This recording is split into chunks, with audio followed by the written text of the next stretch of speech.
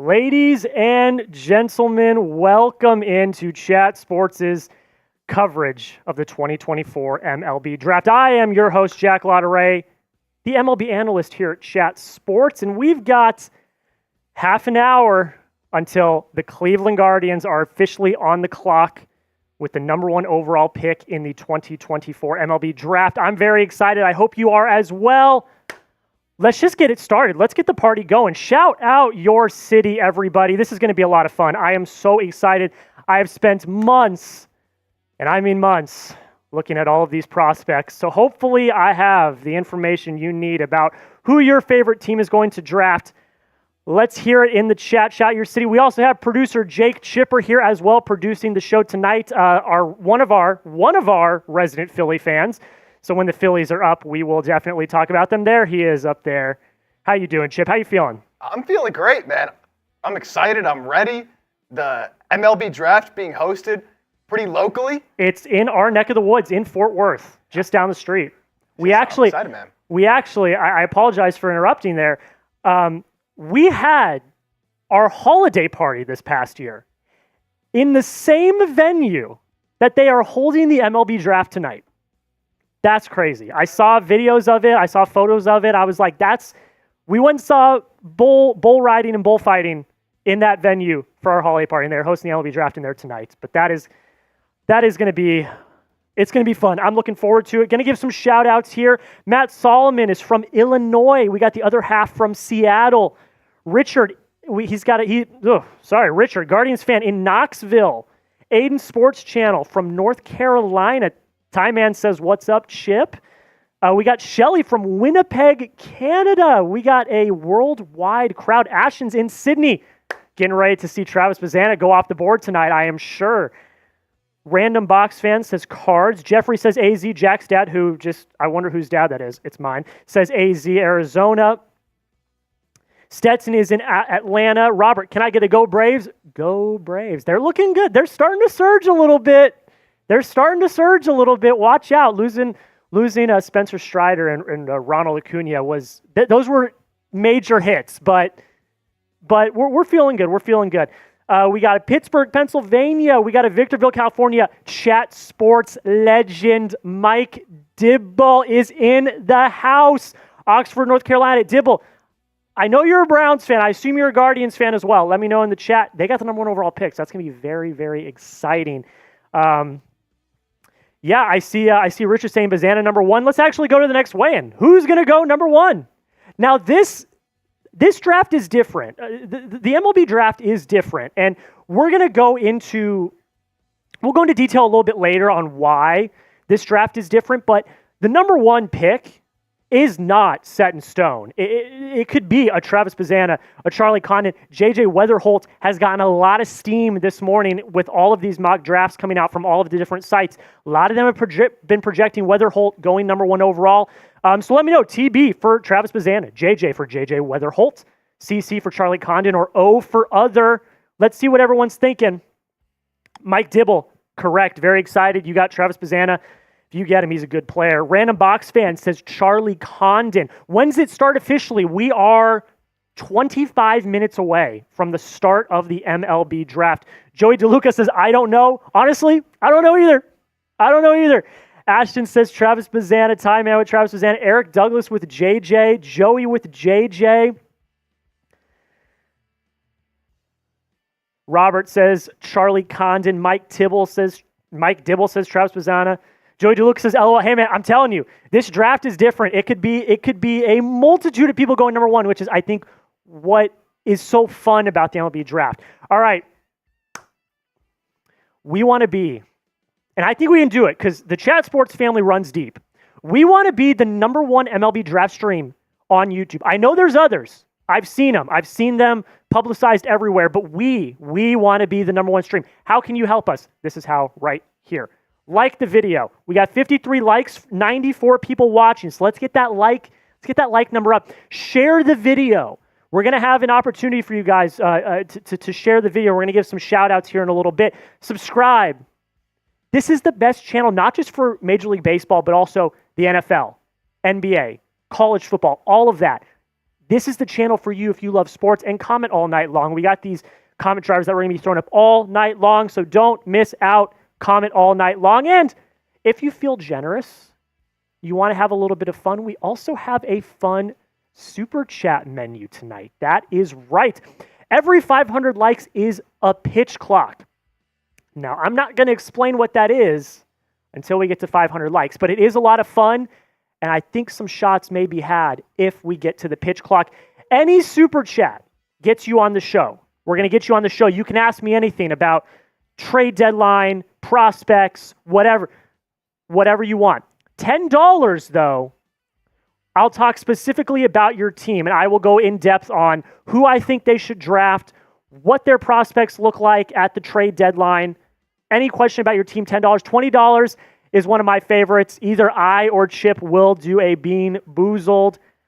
These can be pretty rough, so if you want to see us have a little bit of a tough time, $20 for a Bean Boozled. $100, I will do a beer bong. Now, Chip, I think everyone at Chat Sports, most people know I don't drink, but I'm willing to put my body on the line tonight for you guys for the MLB draft. So $100 is a beer bong. And the MVP of today's show, I'm going to the All-Star game on Tuesday here in Dallas. I'm very excited. If whoever super chats the most on today's show, I will get you a shirt from the MLB All-Star game, and we will ship it to you. All right. Moving right along. Shout out your favorite team. This is the one I'm most excited about. I want to see all of the favorite teams in the chat. Chip is a Phillies fan. Go Phils, baby. Tonight, I am a fan of the league. I'm repping the Shield, but I'm a Boston Red Sox fan. Don't put hottest team in baseball. But let's see what we got here. All right, we got Yankee fan for life. Oh, God, I just said I was a Red Sox fan. Here we go. Oh, they're coming in quick. White Feather is the Cincinnati Reds. My mom is in the chat. Red Sox, of course. Michael Wazowski with the Marlins. Ty Man with the Guardians. Daniel Barry says, hey, everyone, happy Sunday. Happy Sunday, Daniel. Josh with the Tigers. Mike Dibble with the Guardians. Ty Man with the Guardians. Guys, two Chat Sports legends, Ty Man and Mike Dibble. Their team's picking number one overall. It's going to be very, very exciting. Robert with the Braves. Rashard Lee with the Rangers. David with the Nationals. The Painful Punching Cat. Cards are hot, too. They are. Larry, Atlanta Braves. Aiden with the Braves. Epic Jet with the Guardians. King Trent TV with the Orioles. My dad says, go Sox. Yankee fan for life said, what happened to the Phillies today? You wanna comment on that, Chip? Look.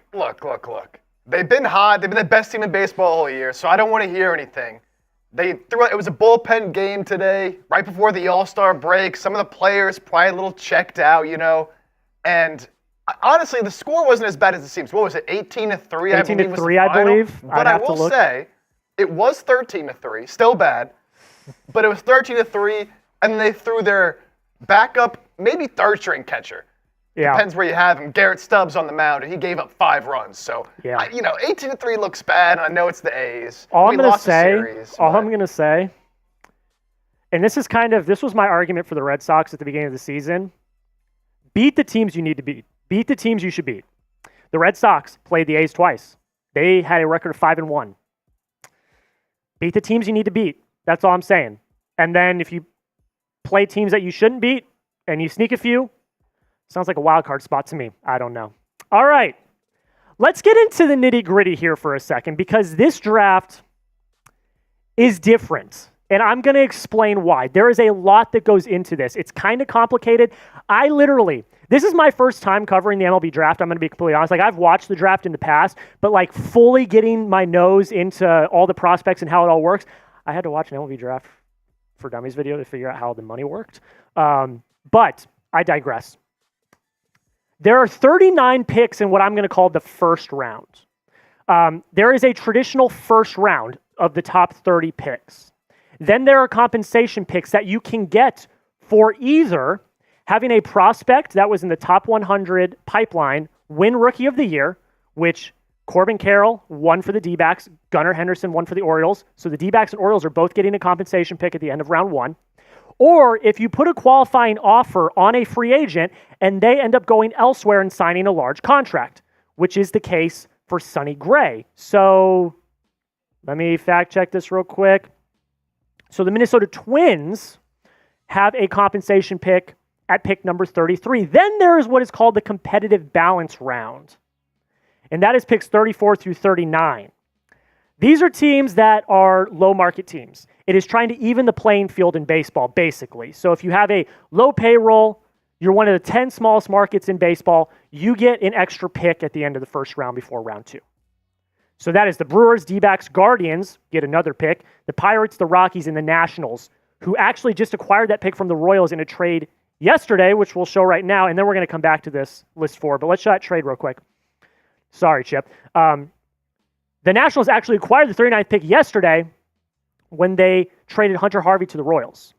So that's interesting. All right, back to the list 4. Sorry, Chip. That was a bit of an aside. So the draft consists of first-round comp picks and competitive balance picks. Each pick holds a monetary value. So that's the amount of money that you can pay a pick. This is why J.J. Wetherholt has been projected to the Cleveland Guardians number 1 overall, because he's not going to cost as much as a Travis Bazzana would at the number 1 pick. And since the Guardians have a pick in the competitive balance round, they can take the money they save by drafting J.J. Wetherholt and potentially draft someone of higher value in the compensation round. Last rule of thumb, you cannot trade first-round picks. They are set in stone. Does that make sense? Does that make sense? I tried to do that as best as I could. It's very complicated. I'll try to explain it more throughout the night, but that's at least kind of how the MLB draft works. It's complicated. It's different. It's not like the NFL or MLB draft. The consensus number 1 guy may not go number 1 overall because money is a huge part of this. All right, Chip. We are in a bit of a competition tonight. So we like to compete here at Chat Sports. You know this, Chip. We love to compete here at Chat Sports. So myself and one of our brilliant hosts here at Chat Sports, Allie Barefoot, are in a competition right now. Our bosses basically told us, hey, we're giving you guys permission to try out the WNBA draft and the MLB draft. After this, only one sport is going to get studio space. This is our trial run to see who deserves the studio space. So guys, we need to beat the WNBA tonight. We need to show that baseball is the sport that deserves more studio space here at Chat Sports. So the WNBA, they did pretty good during the WNBA draft. 3,761 likes. We're at 72, now up to 77. So make sure you're liking the video. Let's prove to the bosses that baseball deserves more coverage here at Chat Sports. So make sure you're liking the video all night long. Let's do it. Let's beat the WNBA. All right. Top 5 prospect time. Now look, Travis Bazzana is, I think, a lot of people's by far number 1 overall prospect. It's got to be Charlie Condon for me, though. I think, in my opinion, he has the highest offensive ceiling of anyone in this class. He had an OPS of 1.565 in the SEC this year. He broke multiple home run records, including slugging 37 home runs in Major League Ball. It's absolutely crazy. So I think, in my personal opinion, Charlie Condon is by far the number 1 prospect. Travis Bazzana, though, he is the guy that is everyone's consensus 1-1. Coming out of Sydney, Australia. 6 foot, 199. And look, I'm not going to lie to you. Even though I have Condon number 1, this kid's impressive. I mean, his raw power is ridiculous. Mashing 28 home runs. I mean, he's good. He is an incredibly smart hitter. He's got arguably one of the best approaches in all of this class. He doesn't strike out a lot, which is huge. He's very short to the ball. He has a great compact swing. He's great. And he's also a plus runner. He can be a legitimate base stealing threat wherever he goes. He does have a few limitations, though. His arm strength, it might limit where he can play. I think he will end up as a second baseman, and that could deter him a little bit. And he does get caught on some off-speed pitches outside the zone. But other than that, I mean, I think by far he is he's got to be one of the best players in this draft. And he is. He's my number 2 prospect for a reason. You know, I love Condon, I love Caglianone, I love Hagen Smith. Bazzana is the real deal. Jack Caglianone, though. He's my guy. I love Jack Caglianone. He's one of my favorite prospects. He lands at number 3. He's got the elite raw strength of absolute dreams. He's massive. 6'5", 245. And he hits for power, and he hits often for power.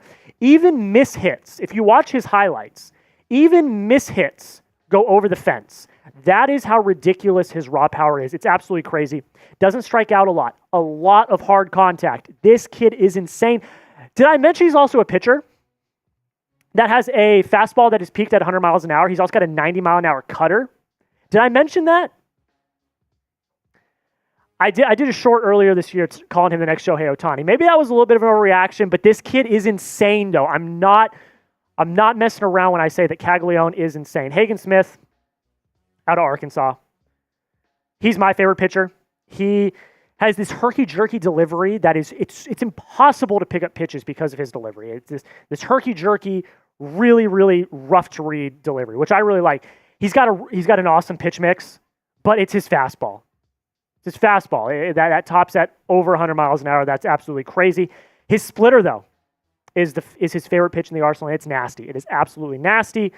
He's got some consistency issues with that splitter, and that could be a weak spot, but he's still, in my opinion, the best pitcher in the draft. And then Bryce Rainier, shortstop out of high school. California. I'm sorry, I put high school. Why did I put high school?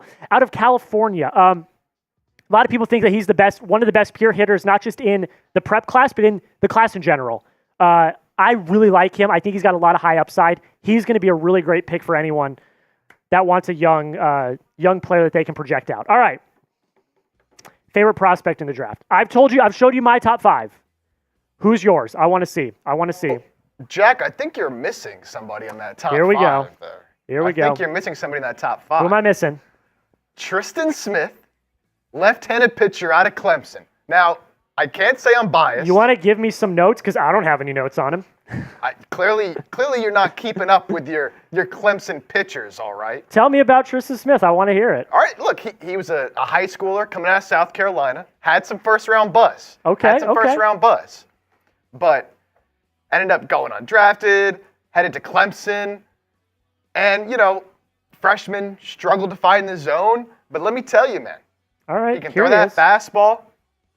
He can throw that slider, the changeup. He's got it all. Yeah, in my opinion, I think he's a future, maybe top 3 pitcher of all time. No, I like what I see. He's got it. His fastball's graded out at a 55. Slider's graded out at a 60. If you don't know what the grades are, 50 is league average, is a projected league average grade for scouts. So his fastball's graded out at a 55, which is above average. His slider's graded out at a 60, which I really like. Changeup graded out at a 55. His arsenal looks good, looks nasty. We'll see. I don't know. But let's see what the chat's saying. What are you guys saying?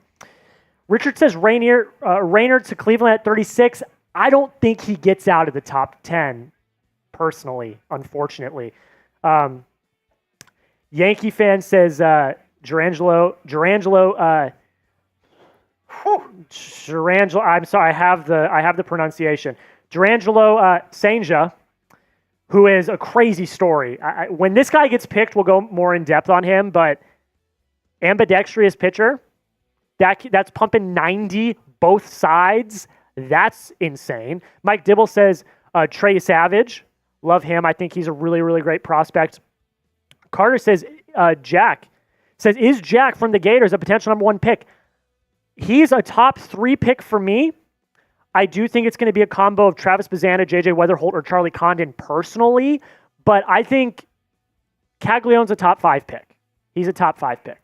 All right, keep getting those in the chat, but we did actually have some news break right before we got into this live. William Schmidt, who was a mid-round 1 projected prospect in this draft class, just announced he is actually going to college. He committed to LSU. So this is his tweet. Calling Baton Rouge, time to win another natty, time for another natty.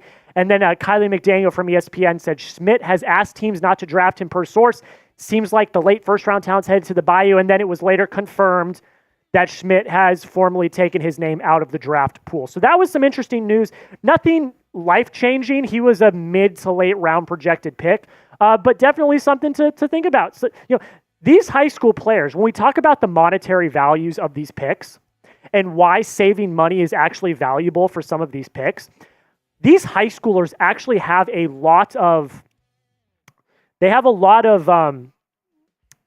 what's the word I'm looking for? They can control the narrative, and they actually are more expensive than some of these college guys because they could just elect to go to college if they don't get the money that they're looking for. So that's interesting. William Schmidt, wicked fastball. That is peaked at 99 as a high schooler out of Louisiana. He has one of the best curveballs in the class. The 1-2 punch of that fastball with the curveball, from all the videos and scouting reports I saw, was absolutely nasty. So he would have been a great developmental piece for any team that got him. He does need to work on his command, which he's going to do at LSU, who has the likes of Paul Skenes coming out. So personally, I think he made the right call. He wasn't going to go in the top 10. I don't even know if he was going to go in the top 15, top 20. He was going to be a late round 1 pick. And if you still have things you need to work on, go to college, earn your degree, and learn from some of the best developers in baseball, especially LSU. I'm telling you, like, Paul Skenes came from LSU. Like, that doesn't say anything. But you let me know, did Schmidt make the right call? Type C for college or M for MLB. What would you have done? Would you have gone to college or would you have gone to the MLB? Mike Dibble says C. Richard says C. Larry says C. We got Joey with the C. I believe that's an LSU. Is that an LSU profile photo? It might be. It looks like it. Vondell with the C. David with the C. Richard with the C. Andrew is with the C. David, the painful punching cat, with the C. Joey says MLB. My mom and dad both say C. Leslie says go Braves. Yeah, I look, like I said, I think college was probably the right decision. I would personally, go earn your degree and continue to develop. And then you can, if you really shine and break out, you can be a top 5 pick making millions and millions of dollars, personally. I will say this too, if I was a player, knowing I'm going to be in the MLB eventually and how long it takes to rise up those ranks, and I'm sure either way you go, you're going to get great coaching. Mm-hmm. Why not get that college experience? Absolutely. Just having, gone through college and everything, as a young athlete, especially at a school like LSU. Absolutely. Man, just get that experience of being on the campus and living that college life. You only get it once, man. And you're still going to get tremendous coaching, obviously. Absolutely. I like totally the decision. Agree.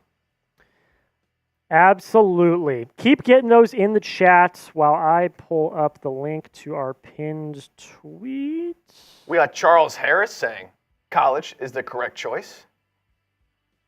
Leslie Anderson thinks the Braves go with a high schooler with their 24th pick. I could see it. They have a history of it. Philip, as well, says college was the right choice. I believe, says he's a super LSU fan, traveled to a lot of the games. Well, then that makes quite a lot of sense. Let's go. There you go.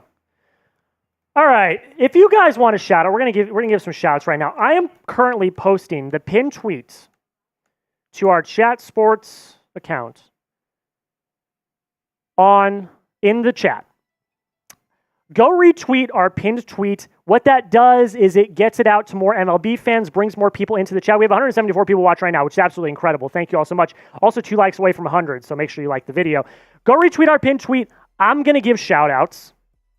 Chip might also give shout-outs throughout the night. But go retweet our pinned tweet right now. I'm going to give some initial shout-outs. Philip says, when does the draft actually start? We got a timer right here. We are less than 4 minutes away from the 2024 MLB Draft. I'm going to give some shout-outs real quick. And then, Chip, let's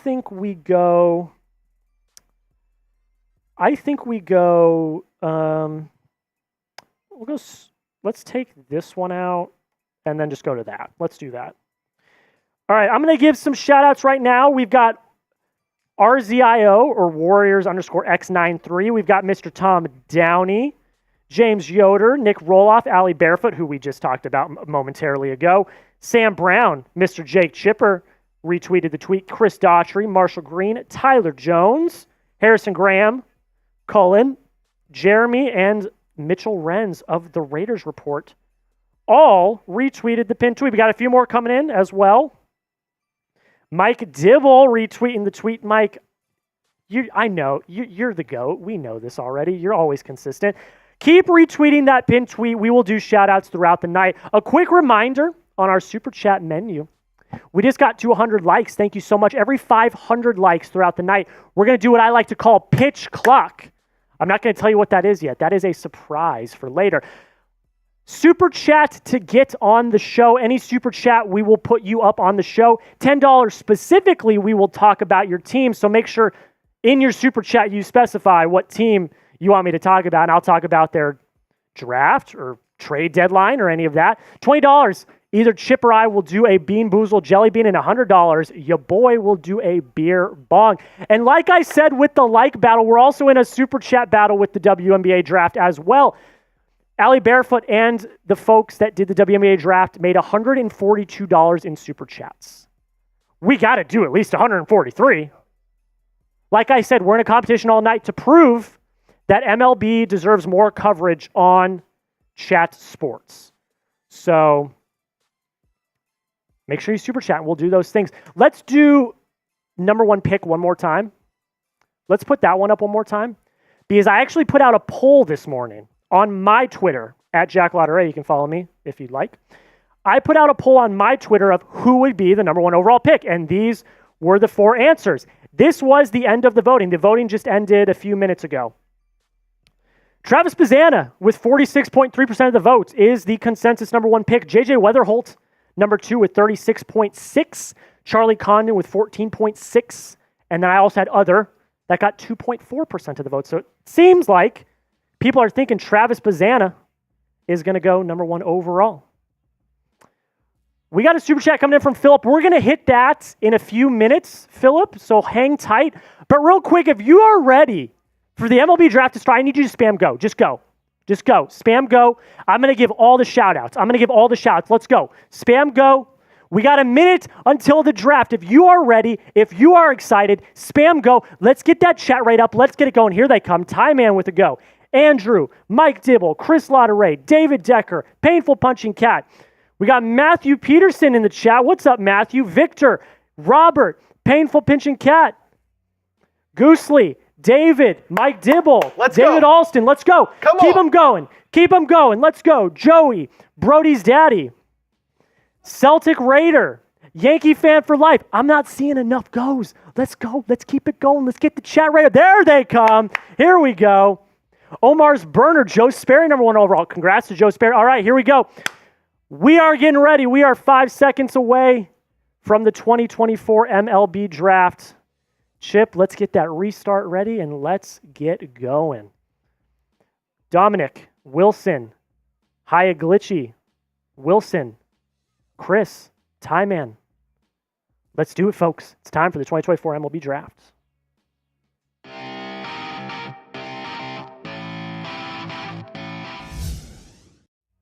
Ladies and gentlemen, it is time for the 2024 MLB Draft. I am your host, Jack Lotteray, Chat Sports' MLB analyst, and it's here.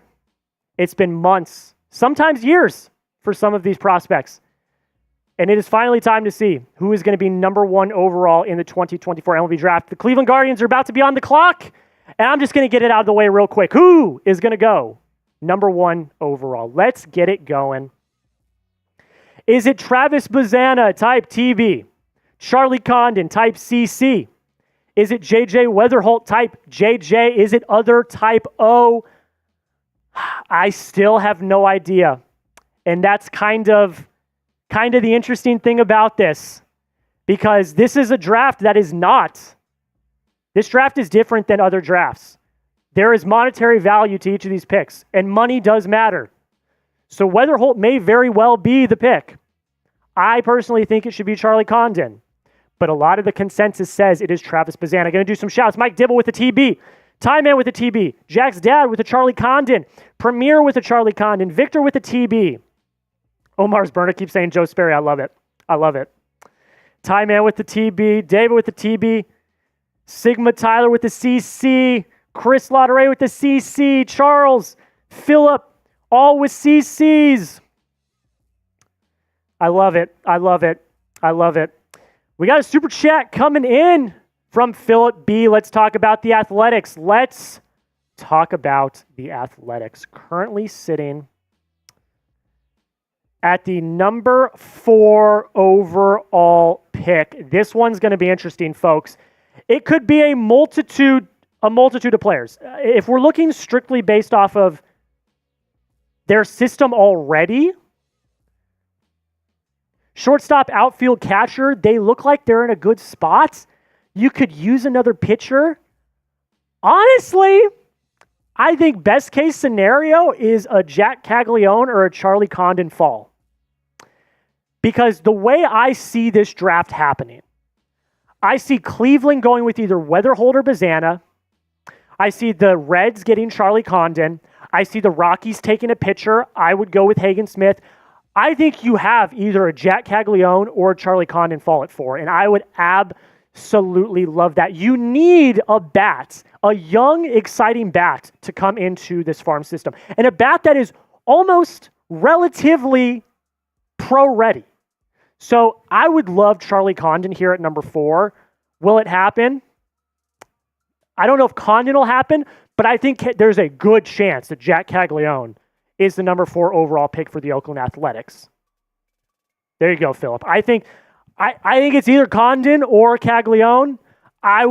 If I had to put money down, I would say Jack Caglianone. Personally. Are you excited for the draft? We got 241 people watching, 109 likes. Make sure you like the video. I also am going to bring in producer Jake Chipper. Jake, I'm excited. It's time. It's finally here, man. And the Cleveland Guardians are officially on the clock, by the way.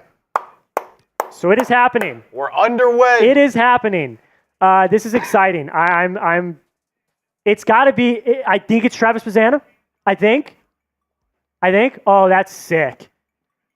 They have like swinging doors from a saloon as like the walkout. So Rob Manfred is walking out through some saloon doors to go to the podium. That's so pretty Texas. Sick. That's pretty sick. I'm not going to lie. That's pretty sick. That is pretty sick. I like that. We got, Chat Sport, Matthew Peterson. Favorite player who won't go top 10. Now, this one's interesting because there's a lot of different ways this could go. If Bryce Rayner doesn't go top 10, I personally think he will. I think he's the best prep prospect in the class. But he could not. So if Bryce Rayner is at an 11 or 12, he's by far my favorite. He's my number 5 prospect, personally. I would take him in the top 5 if you want to bat. But just looking at the big board that I have here, James Tibbs, fast riser from Florida State in outfield, that's really good. You're going to like this one, Petey. I know what you're doing here. You were fishing for me to say Mr. Christian Moore out of Tennessee. I like him. I think he's great. His stock rose at the College World Series. First person to hit a cycle in the College World Series since I believe the 50s, which is pretty crazy. I really like his stock. Trey Savage, right-handed pitcher out of East Carolina. I like his stuff as well. Those are a few names. I would say Bryce Rayner falls. He's definitely my favorite because he's my number 5 prospect. But I would say a James Tibbs, a Trey Savage, or a Christian Moore. And Petey, I know you're happy by me saying. I know you're happy that I said Christian Moore. Rob Manfred on the stage right now. Is that Adrian Beltre? I believe it is. That is Adrian Beltre. Here are the upcoming picks. So we kind of discussed with the Athletics, we got the Guardians, Reds, Rockies, A's. I think it's Bazzana or Wetherholt. I think it's Condon. I think it's Hagen Smith or Chase Burns. And I think it's Caglianone. Personally, that's what I think.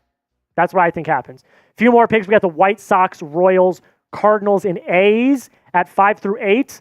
And then to round out the top 12, we've got the Pirates, Nationals, Tigers, and my Boston Red Sox. You know why they're 12? Because they were bad last year.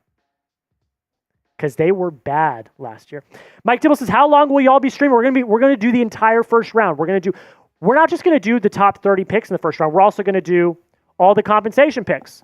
And we're going to do the competitive balance round A. So all 39 picks that happened before round 2, we are going to stream.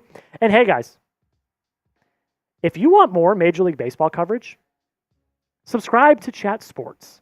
Because a little birdie told me, I don't know if this is true or not, we're going to have to prove to the bosses tonight that it's worthy, that we might be going live for the 2024 MLB trade deadline. So that might be interesting. If you want that, make sure you subscribe. We're also incredibly close. I mean, about 200 subscribers away. Not 200, about 800 subscribers away from 380,000 subscribers. That took me a second. We are close to 380,000 subscribers here on Chat Sports. So if you want nonstop coverage all season long of Major League Baseball or NFL, NBA, WNBA, college football, college basketball, we do it all here. So make sure you subscribe. Don't miss out. Chat Sports is the best. Chat Sports is the best. I've been here for 3.5 years, and I absolutely love it here. And now I'm hosting the MLB Draft. Isn't that crazy? That's crazy. That's crazy. All right, shout out your favorite team. I love this one. I love to gauge because, Chip, you know, a lot of football, a lot of basketball. Those are our bread and butter here at Chat Sports. That's our bread and butter. We don't do a lot of baseball. So I want to see the baseball fans and the teams that they are rooting for. Yeah, it's just great to see where people are watching from all across the country, really, and all over the world, where all the different fans are, like how much we really spread across the country. It's great to see everybody from different places all joining us right here, watching the draft. That's sports, man. That's the beauty of sports. Love it. Serios Gamer with the Red Sox. Let's go. I'm a Red Sox fan, too. Victor with the Guardians. Time Man with the Guardians. We got a lot of Guardians fans in here right now. I wonder why, because they are officially on the clock. Chip, I think we have an on-the-clock graphic. We might. If you want to throw that on, that might be...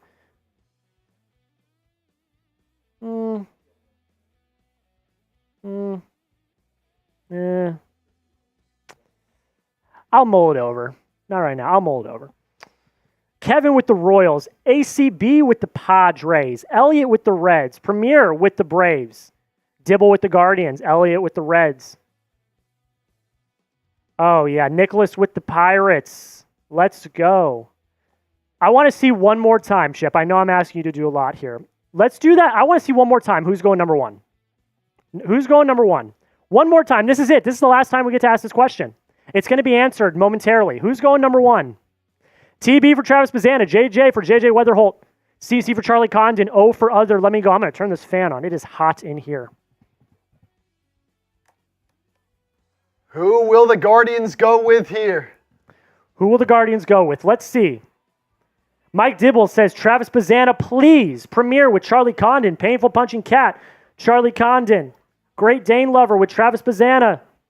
Time Man with Bazzana. Oren with Bazzana.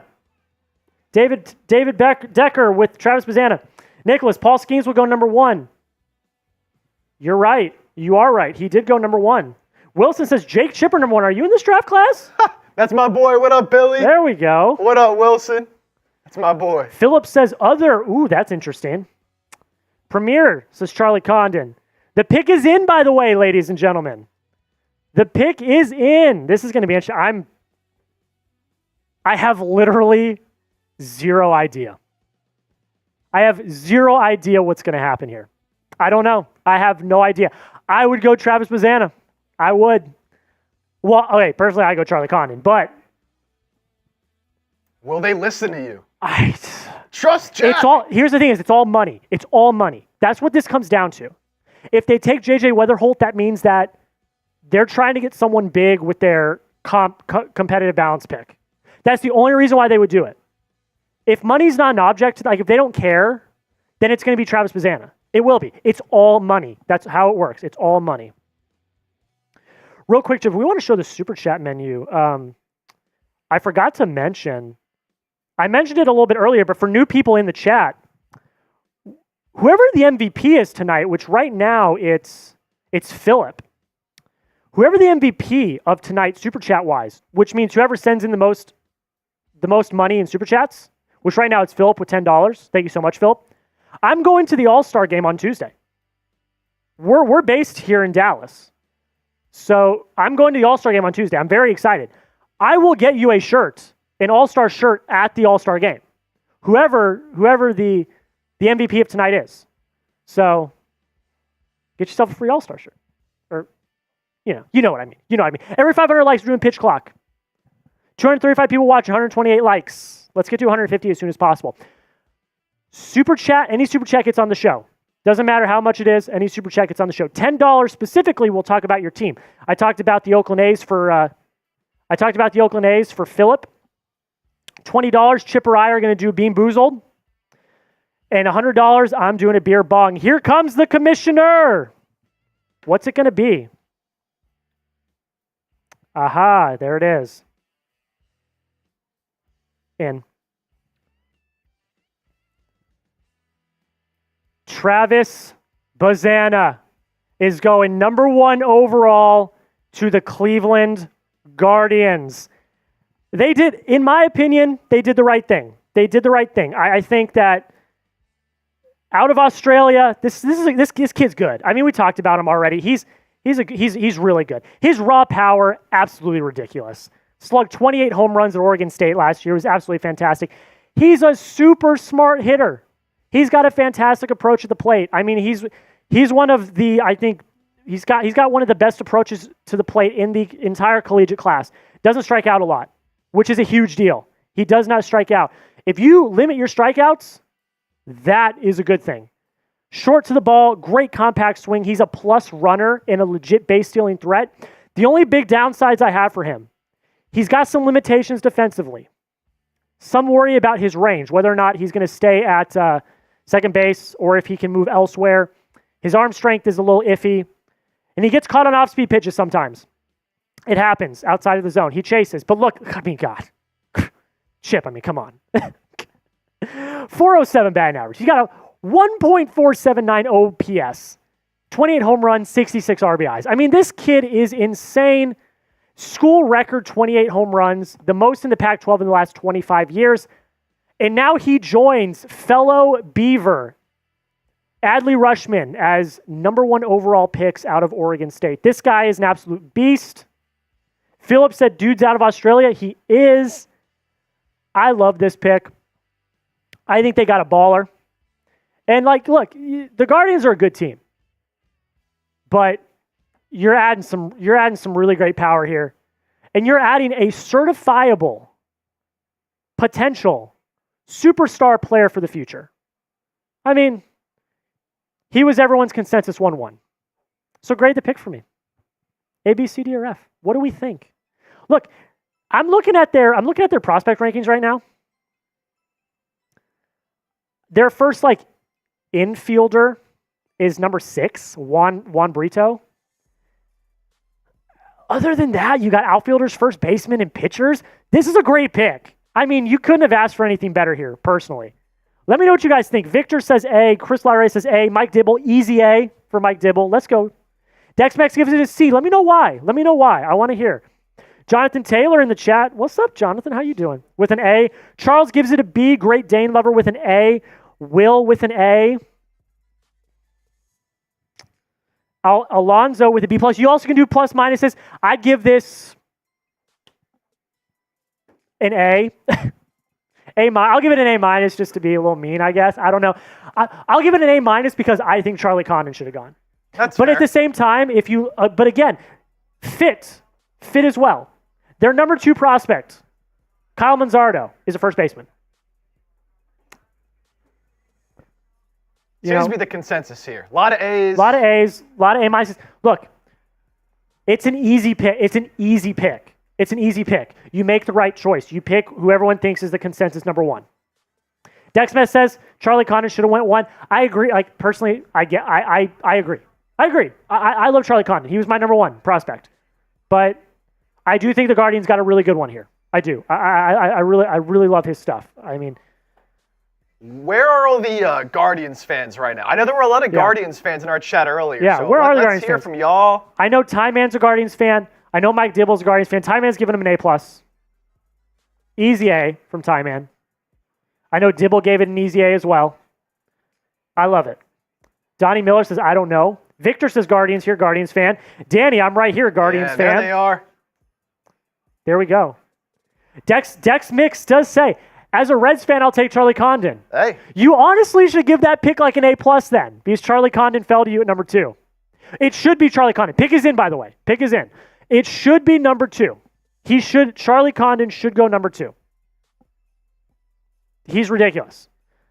But Jonathan Taylor says, I'm here. Are you a Guards fan? Jonathan Taylor, you Guards fan? Oh, he's a Nats fan. Okay. As a Nats fan, I'll take anyone. Where are they picking again? They're picking. I'll take anyone. Just somebody. They're to help picking the at team 10. out. They're picking at 10. You're going to have some good names to choose from at 10, I think. Danny says, look at our infield. Nicholas says, I wonder who the Yankees will pick. Yeah, they're up in the high 20s, so it's going to be a hot minute. Yeah, the pick is in for the Reds. I would assume it's Charlie Condon. Here comes the commissioner. I can't imagine it's anyone else. I'll kind of be surprised if it's anyone else. Let's see. Whoa, okay. Not who I had. Chase Burns. Number 2 overall to the Cincinnati Reds. Oh, no. Look away, Reds fans. Look away, Dex. Dex, look away. Look away. But in all seriousness, Chase Burns is great. He's a really... I got to pull up my notes. I'm struggling over here. Chase Burns is great, though. He has a lethal 2-pitch mix of a fastball and a slider that are lethal. They are insane. His changeup and curveball are also nasty. They were both recently added. They're mixed in every now and then, but it really is the fastball and slider that he lives with. He has a really good track record of controlling the zone. He does. He's absolutely lethal at that.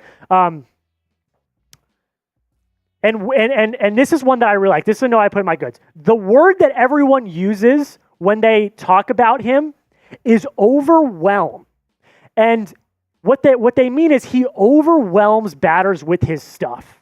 And I absolutely love that. I have never heard that be used as like an adjective for a pitcher before. He overwhelms batters, which is absolutely crazy.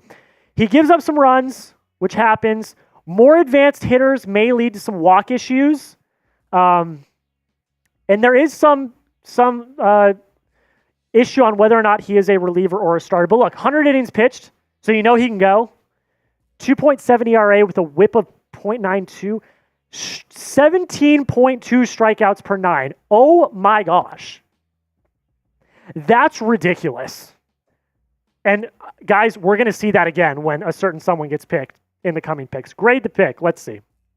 Man, I'll tell you what. I'm seeing a lot of Fs. A lot of Fs, but... I wouldn't give it an F, personally. To me, like, if you need pitching, you see a guy that you go through the scouting process that you like, clearly, and you feel like he can be either your ace or your top reliever, it's like, man, go get him, man. You need those pitchers. You need those guys that can hold it down. Of their top 10 prospects in their pipeline right now, only 3 of them are pitchers.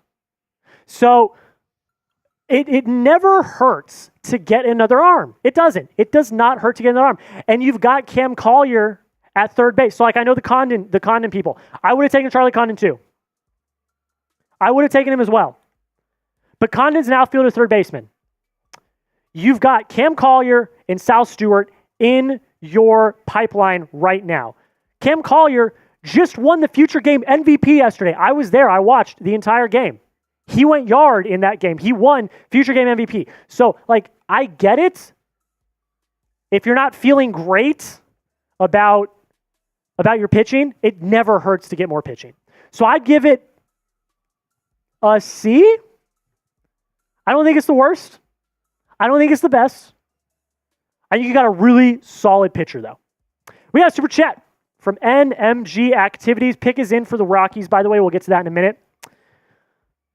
Who do you think the Angels are getting, and what position are we lacking most in? And just thoughts on the team. I'll do this one for you, NMG. $10 is usually talk about your team, but I'll talk about your team real quick. I'll do an abbreviated talk about your team. So looking at their pipeline right now, corner infield, you need. First base, third base. They've got good pitching. They've got a few shortstops. One of those could move to second base, I think, at some point as well, if you really need it. Outfield, you need outfield. You really need outfield. You have 3 outfielders in your top 15, so you need some outfield. Who do they take? In the draft order, they're at 8. If Bryce Rainer's there, I would take him. I love him as a prospect. I'm interested to see how far Charlie Condon falls. I think he goes here at 3, but I wouldn't be surprised if a pitcher is also taken. If 2 pitchers go in the top 3, that's going to be very surprising, by the way. Overall thoughts on the team. I think your owner should sell. I'm going to be honest. I think your owner should sell. My biggest takeaway with the Angels is I feel so bad for Mike Trout. He started off this year so hot, and everyone was like, oh my gosh, Mike Trout is back, and they got hurt again. I feel so bad for them. I really do. I think the Angels should just trade Mike Trout to the Phillies. Here's the thing, though. Trout doesn't want to be traded. He has been so loyal to a fault. So he doesn't want to be traded. Here comes the commissioner. Pick is in. We got a super from Reed we will hit after this pick. Who's it going to be? There it is. Charlie Condon, ladies and gentlemen. The Colorado Rockies got a good one. Number 3 overall, out of Georgia. This kid is an anomaly. I tell you what. He has what I would say is the biggest offensive ceiling in this class, in my humble opinion. He had a 1.565 OPS in the SEC. That is certifiably ridiculous. Ridiculous. Elite power, elite strength. His size and strength makes even miss-hit pitches go over the fence, much like Jack Caglianone. And he's athletic enough to play multiple positions. I think he's going to be down. He's down as a third baseman for the Rockies, but he can also play in the outfield. The only thing that I would fault him on is he has below average speed. So that limits his base running and potential defensive ability. He's he could be too slow for third base or center field. I think he might be too slow for center field. So that might limit where he can play. But I don't think that's the worst. Again, my God. 433 batting average. 1.565 OPS, 37 home runs, which if I remember correctly, correct me if I'm wrong, is a D1 record, I think. Which I think was Caglianone's record like the year before, and then Condon broke it. 78 RBIs. This kid is a freak. He is a freak. And the Rockies got a good one. Grade the pick. Let's see. Got to be an A. I give it an A+. Yeah. I give this one an A+.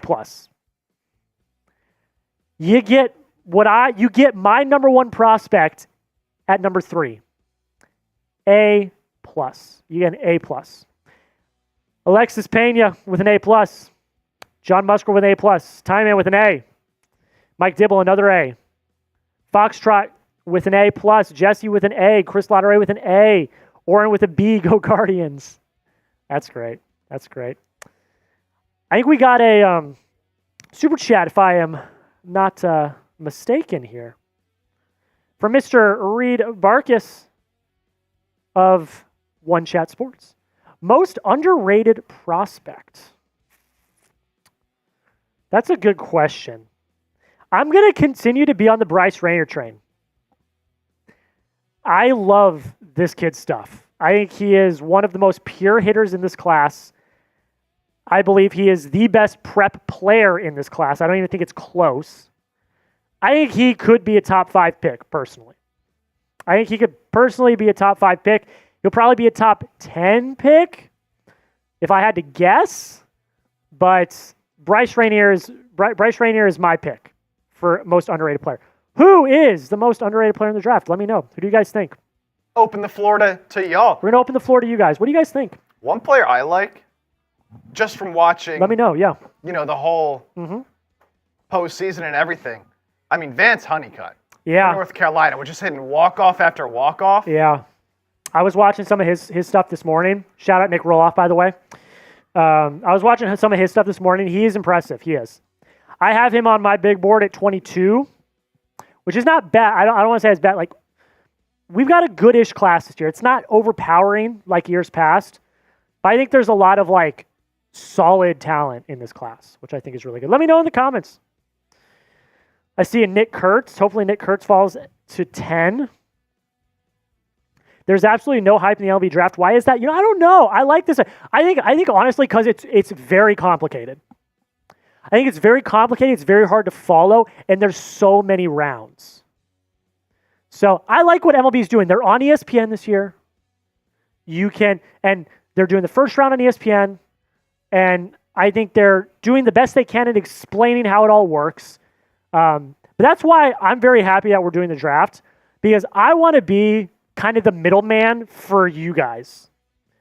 I want to explain how the draft works, because it's, like I said, it's very complicated. The draft is incredibly complicated. But if you know how it works, it can actually be kind of exciting. There can be a level of intrigue. That's why no one knew who was going number one until Manfred walked out on the podium and said it was Bazzana, because it's so complicated with the money. So I don't know. That's what I think. But let me know most underrated player in the draft. A little update on our Super Chat battle with the WNBA.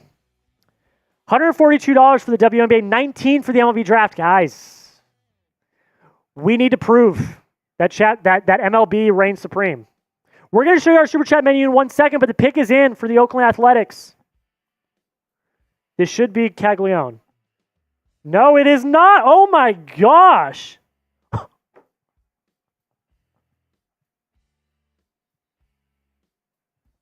Wow, Nick Kurtz. Number 4 to the Oakland Athletics, Caglianone. What happened? What happened, Cags? All right, real quick, let's talk Kurtz. Okay, this guy, I compare him to Caglianone because they are very similar in body type and in what they do. He is a tank, 6'5", 240 pounds. That's crazy. A lot like Caglianone. He has seamless crazy power to all fields. All fields. He's not a pull hitter, not a slap hitter. To all fields. To all fields. His power is seamless, which is crazy. He has outstanding bat speed. He is a complete hitter as well. He can smash both left-handed and right-handed pitchers, which is very, very valuable. But again, below average speed, that's going to probably be his biggest issue. And he's got an injury history. Broken rib in 2023. Started 2024 with a shoulder injury. So he's got an injury history. He's got below average speed. But my God, you are not drafting him for speed. You're drafting him because he can hit absolute nukes. You're drafting him because he can hit nukes. So what do you guys think? Great to pick. Wow, I'm surprised. Shout out to Nick Kurtz. Nick Kurtz. From Lancaster. I need to look. Very close to my hometown, Lancaster, Pennsylvania. Let's go. Shout out. The hometown kid. So this one makes sense. This one makes sense because their top-rated first baseman in their system right now is ranked 22. Caglianone's a first baseman, though, too. So I'm surprised. Here are the 4 that we got so far. Travis Bazzana, number 1 overall. I think that was a lot of people's number 1. That was kind of consensus. Chase Burns, big surprise. The Reds went pitcher at number 2 overall out of Wake Forest. Good kid, got good stuff. Charlie Condon falls to 3. And then Nick Kurtz goes number 4 over Jack Caglianone. Who's going to be the next player drafted? It's got to be Caglianone, right? It's got to be Caglianone. I mean, I've been saying that the last 2 picks. Got to be Caglianone. I have nightmares of Caglianone going up against Clemson. I'm telling you. In that super regional, man. he almost, I won't say single-handedly because you can't He win kind of games did though. single-handedly, But he kind of did though. he low-key single-handedly He low-key beat us. kind of did though. Like he kind of single-handedly, if it was not for him, Florida would not have gone as far as they did. Nightmares, man. Will He's Hagen gonna be says good. Vance Honeycutt sleeper at 5. Philip says probably a money thing with Jack Caglianone. Maybe, but I don't know about that. How is Cags not gone yet from Henry Knows Baseball? Guys, that's what I'm saying. Nick Kurtz at 4 is shocking to me. It's shocking to me. 309 people watching. Make sure you hit that like button.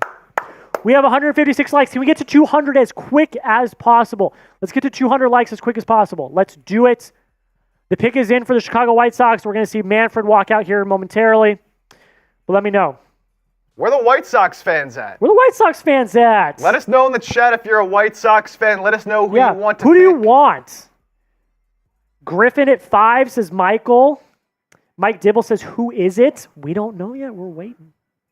We don't know. Makes 0 sense why Cags is still available. I agree.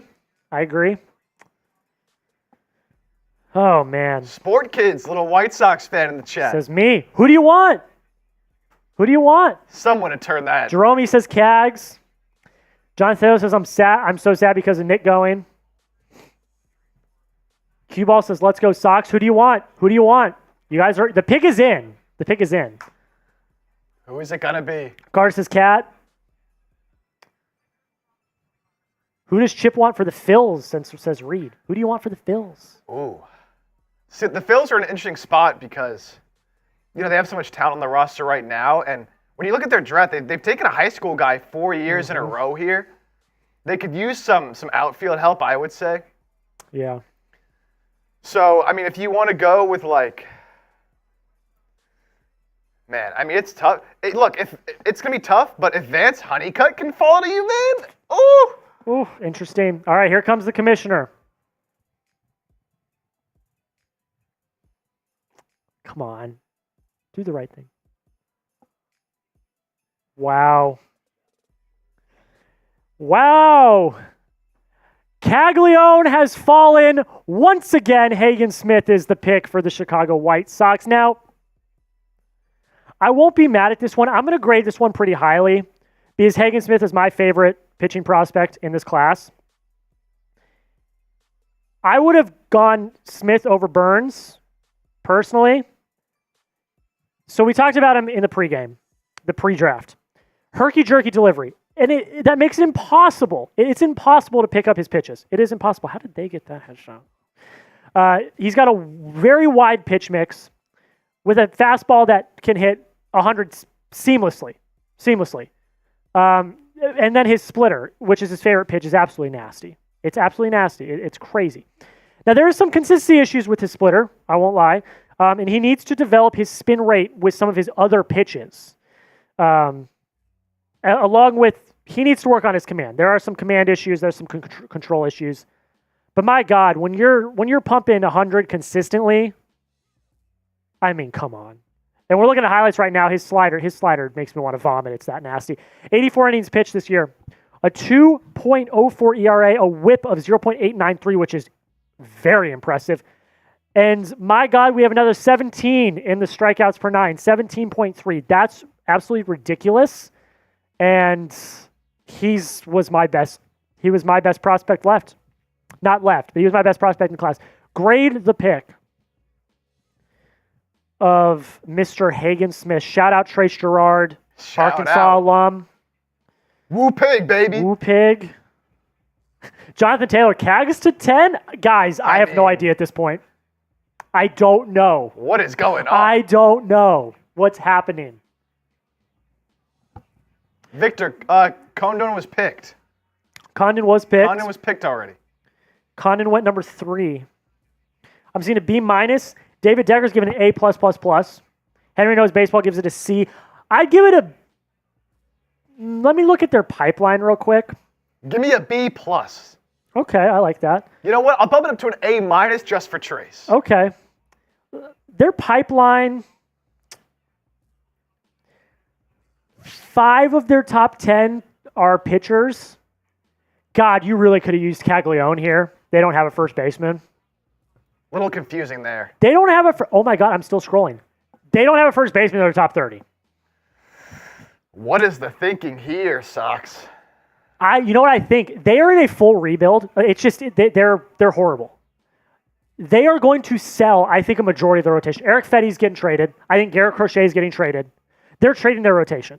So if you've got a Noah Schultz, a Drew Thorpe, Nick Nastrini, you've got a lot of these guys whose ETA is 2024.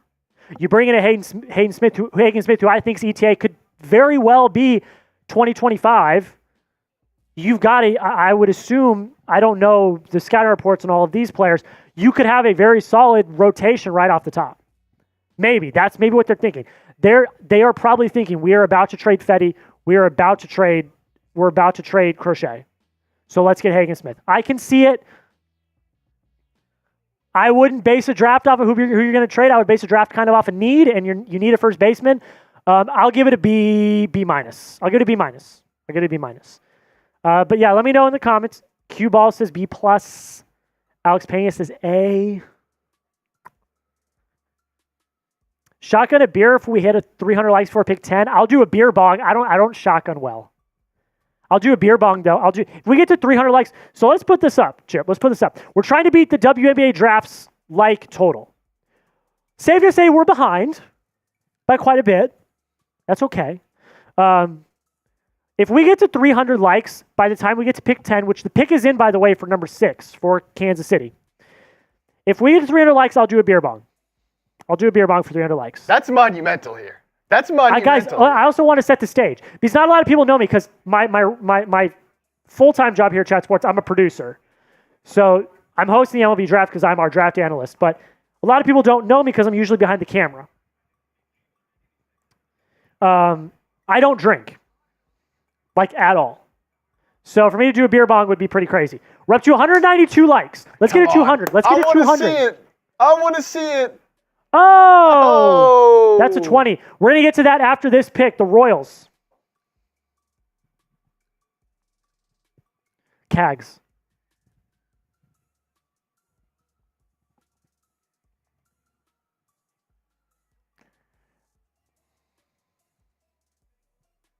There it is. I spelt it wrong.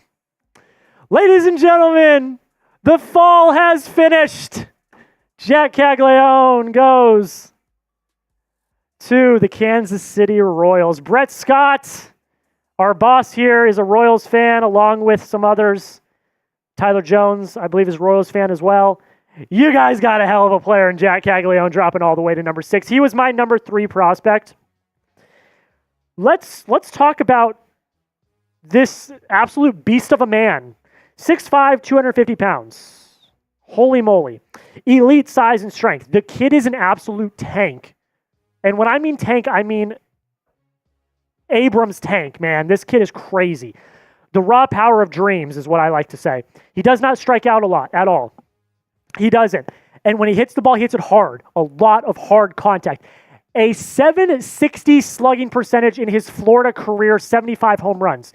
Both school records. That's insane. Did I mention he's also a pitcher with a fastball that peaks at 100 miles an hour? Yeah. He can be a little aggressive at the plate sometimes. He does have a tendency to chase. He is a Tommy John surgery recipient, if that's the right way to say it. He has had Tommy John. So you might not, he's not going to pitch. I would be surprised, especially in Kansas City. Kansas City's rotation is so good, although they got embarrassed this weekend by the Red Sox. Kansas City's rotation is really good. He's not going to pitch. He's going to hit. He's going to hit the ball hard. He's going to hit it over the fence.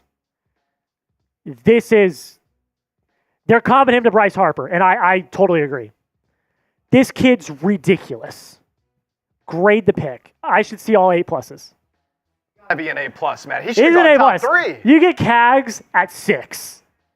I mean, there's no other grade. This is an A+. This is my favorite pick of the night. This is going to be an A+, all the way around. This is going to be an A+. Gotta be. Gotta be an A+. Get those in. Get those in. My dad, with a $20 super chat. What do the Red Sox need? Here's the thing.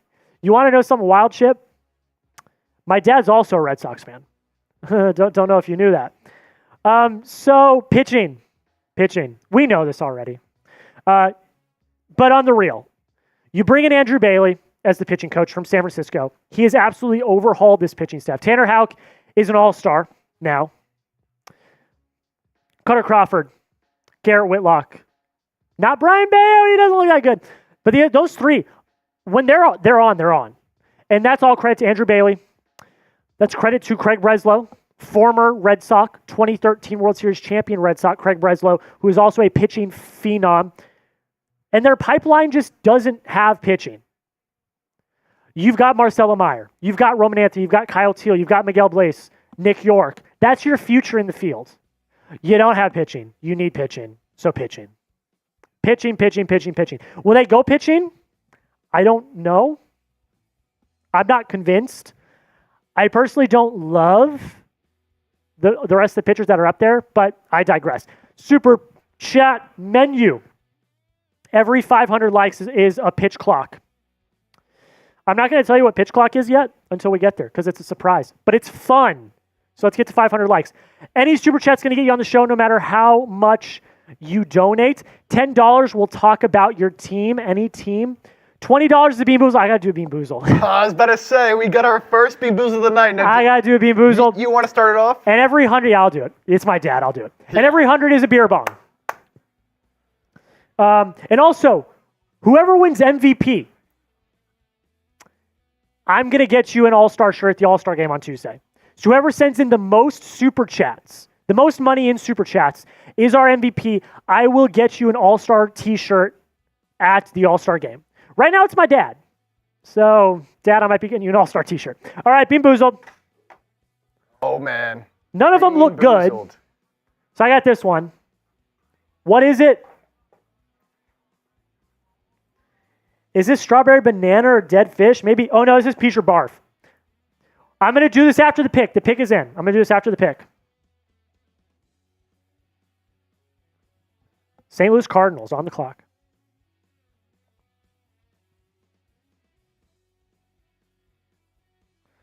There it is. He was either going to go number 1 or he was going to fall. J.J. Wetherholt goes number 7 overall to the St. Louis Cardinals. I love the pick. I love the pick for where it is. I did not personally think that J.J. should go number 1. That was purely a money thing. But he's one of the most, I have this in quotes because this is literally what a scout said. He is one of the most pure hitters in the entire class. He is able to hit all fields. He has elite pitch recognition, which is just invaluable. It's invaluable. He is a plus runner. He is a big-time base stealing threat. Absolutely crazy. I will say, though, a lot of soft tissue injuries. He missed 6 weeks this year with a hamstring injury. So that is something to be a little concerned about. And there are questions about whether or not he's going to be able to hang it short. Right now, we have him as a second base, third base, because I, in the end, think that's where he's going to be. But we'll see. I like the pick. He hit 331, 1.061 OPS, 8 home runs, 30 RBIs. Not a huge power threat, but he didn't play this as much season. Last season, he was incredible. He missed 6 weeks. So your stats aren't going to be as great. Grade the pick. I like it. I'm going to give it an A-. I'll give it a B+. I'm not going to grade everything today. I'm going to give it a B+. I like it. It's good. Tony says any power. He's got power. I wouldn't call him an elite power threat, but I would say he's a pure hitter. He's one of, if not the most pure hitters in this class. He's a good pick. I like it. Alexis with an A+. Mike Dibble with an A-. Heath with an A+. NK says very good pick. I like it. Zane with a Z-. Ooh. Ty Man with an A. Yeah. I give it a B+. I give it a B+. Solid. Okay, I'm going to do it. So which one was this again? I believe this is either peach or barf. And if you want to see Chip do one of these, $20 super chat. These are not fun. For those who don't know, Bean Boozled. Horrible. It's either bad. A good taste or a bad taste. And they're You don't really know. bad. And you don't know either. It's roulette.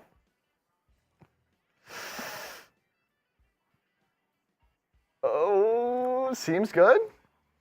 There are some that even the bad flavor, it's hard to tell. I was going to say, so I had one of these when we do Paul Skenes watch parties on our Steelers channel. Go check them out if you haven't already. I did one of these in the Steelers. And I thought I got a barf, but I couldn't tell. Like, it didn't taste bad. I think this is peach. Okay, good. There we go. Safe. I'm pretty sure this is peach, but I really can't tell. There are some that are like... I live to see another day. Like there are some that are horrible. Dead fish, you can tell right away. There's one that's like mint or toothpaste, I think. Berry blue or toothpaste. Yeah. Which toothpaste is totally fine. Toothpaste is fine. I had rotten egg one time. That was the worst thing I've ever tasted in my entire life. Which one? Rotten egg one time. Oh, that's the worst. Yeah. That was the worst thing I've ever tasted in my entire life. It was absolutely horrible. Okay. $20 if you want to see Chip do one. $20. We got another super coming in. NMG activities. Here's the other half of the Talk About team. Didn't see the rules. So what do the Angels need to do in order to get better? Hey, it's all good. You're good, man. You're good. I answered anyway. I was totally down. What do they need to do? Sell the team. Sell the team.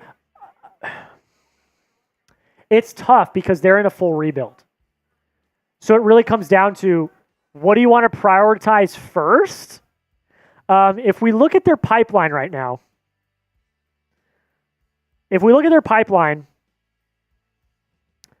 their top 10 features 5 pitchers, 3 shortstops. I don't know about that, Jim. I'd say start with the outfield. You got Nelson Rada, whose ETA is 2026. And this is a problem, too. The ETAs, 2026, 2026, 2027, 2026, 2027, 2029, 2024 for a pitcher, 2027, 2020. Like, I hate to be the bearer of bad news, man. The Angels are in a tough spot. They are. Their farm system is not great, and their team at the big leagues just isn't that good either. So I really hate to be the bearer of bad news. I would start with the outfield, try to figure that out. God. Yeah, I'm sorry. All right. Favorite pick of the draft so far? It's got to be Caglianone. I was going to say the same exact thing. Yeah. Got to be Caglianone. I think Cags at 6 is crazy. I think he's going to mash in Kansas City. I absolutely love that for them. Yeah, definitely Cags at 6. I think it's got to be Caglianone at 6. But you guys let me know. I'll give some shout-outs on this. You guys let me know. What do you think? The Angels are on the clock, by the way. NMG. So let's see if they get an outfielder here. Who could they get? Let me look. Get in the comments. What's your favorite so far? Mike Dibble likes the Guardians pick of Travis Bazzana at number 1. I respect that. I like that pick, too. They made the right trade. I would have really disliked... Not really. That's mean. That's mean. That's mean. Take that back. I would have disagreed with the pick of J.J. Wetherholt at number 1, personally. Because that would have been a money pick, and I don't agree with that. Take the talent. Take the talent. Take the best overall player. So yeah. Time says the Guards, of course. Hey, if that's your team, I don't blame you at all. Bryce says, what pick do the Astros have? The Astros are sitting with the number 28 overall pick. It's going to be a little bit, so buckle your britches. We're going to be here for a while waiting for that pick. All right, the pick is in for the Angels. I'm interested. We're in a territory now where it's interesting because all the top players are pretty much gone. Here we go. Here comes the commish.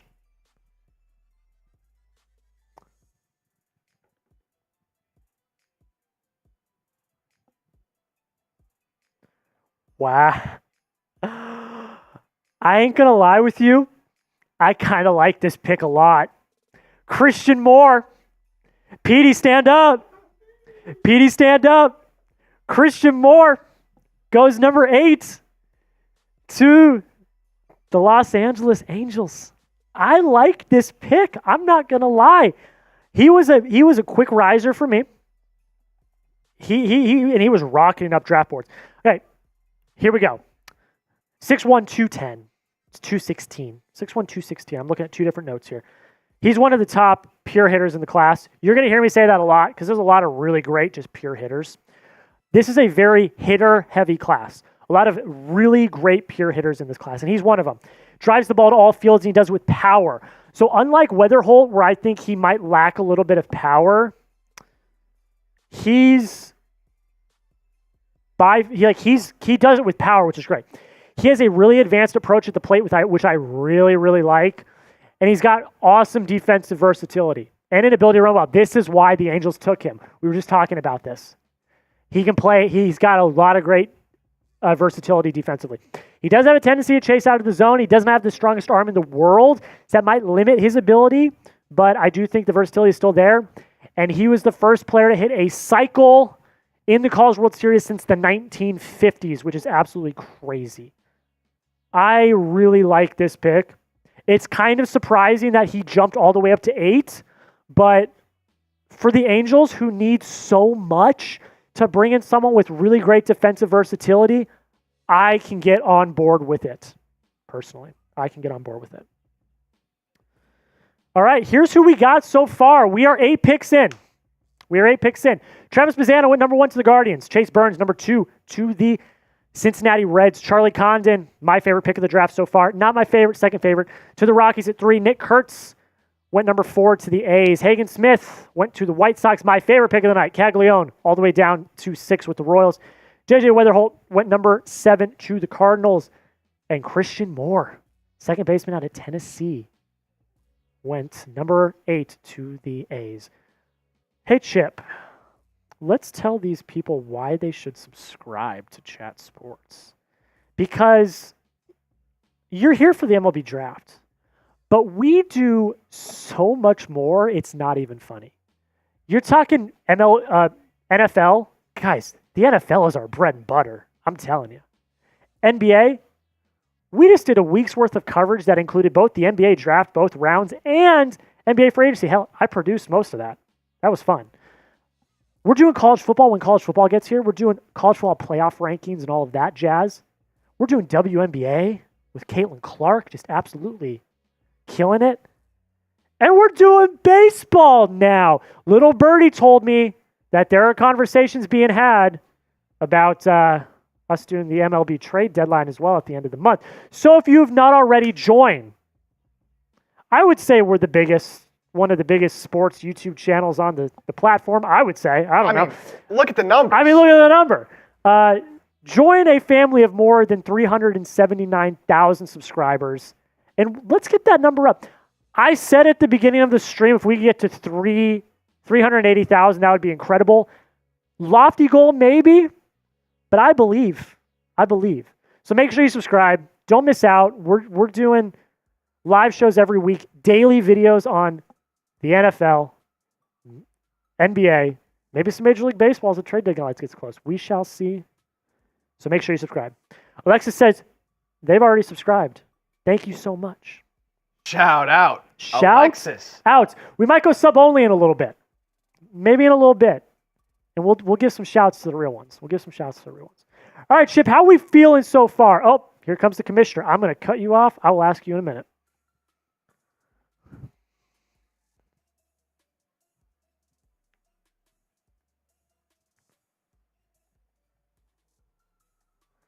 We have our first high school player off the board.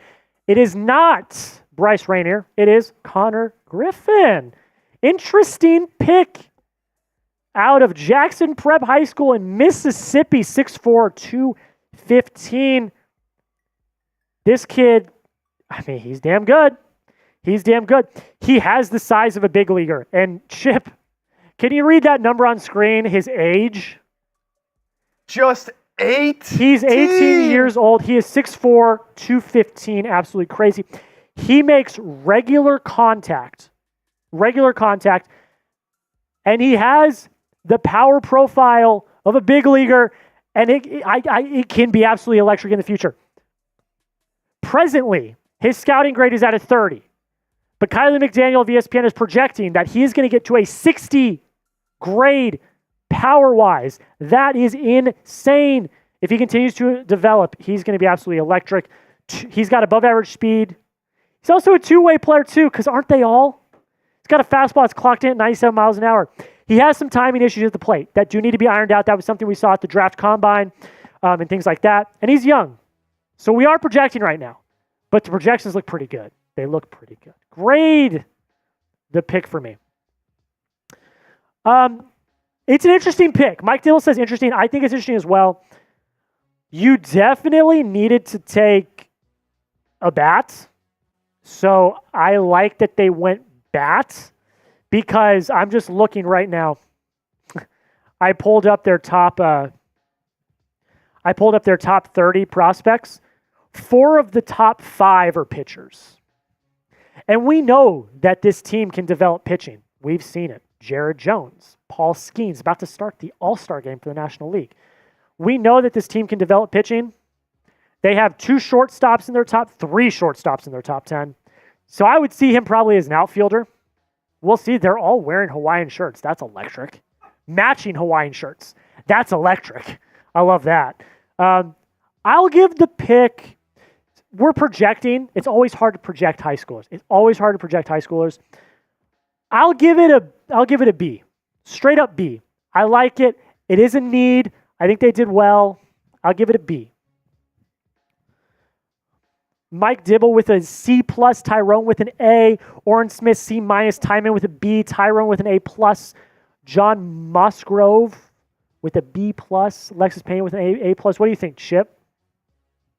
You know, I like going the high school route here. Mm-hmm. You get a guy in there that you can get him young, but he has that frame, man. He has the build. He has the potential. And you get him here at 9, he could be a player that, look, you're really trusting, your developmental staff, your AAA, AA, single A, like you're trusting that you can, over time, obviously looking way more towards the future here with a pick like this, build him up into a player that can really contribute to your team. So look, if they didn't see a guy that they thought coming out of college quite had the potential of Connor Griffin, then hey, take the guy, swing for the fences, man. I like it. Swing for the fences. I like it quite a bit. Will Hagen with a B+, Haya Glitchy with a B+, Orrin Smith says F pit, Nicholas with a B+, Michael with an A, Tom Dolan with a C. A little all over the place, but I do like, if you trust the developmental staff in the minors, which I think they do from a pitching prospect, we'll see how they do in terms of position players. It's interesting. It's definitely interesting. Nationals on the clock. How are we looking super chat-wise? I mean, what are we, 100 away from matching the WNBA draft? I want to make a deal with the people here. Okay, make a deal, Chip. I want to get a little, get a little active. Let's get a little active. We are a third of the way through the first. Well, we're about to be a third of the way through the first round. Thank you all so much for watching. Let's get a little active. What are we going to do here? So here's what I want to do.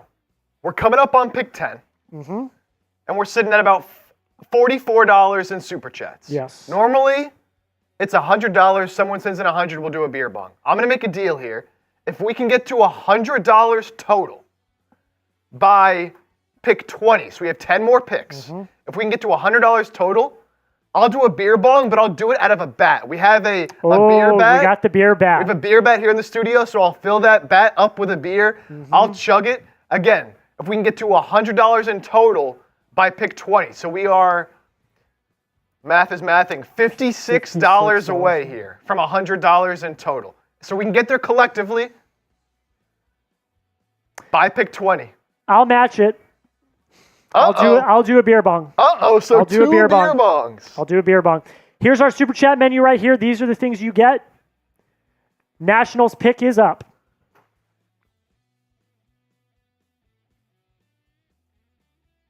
Okay, interesting. Like it. I like this. With the next pick, we have Seaver King.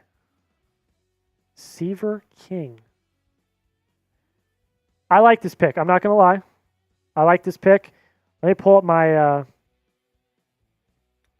right, let me pull it up.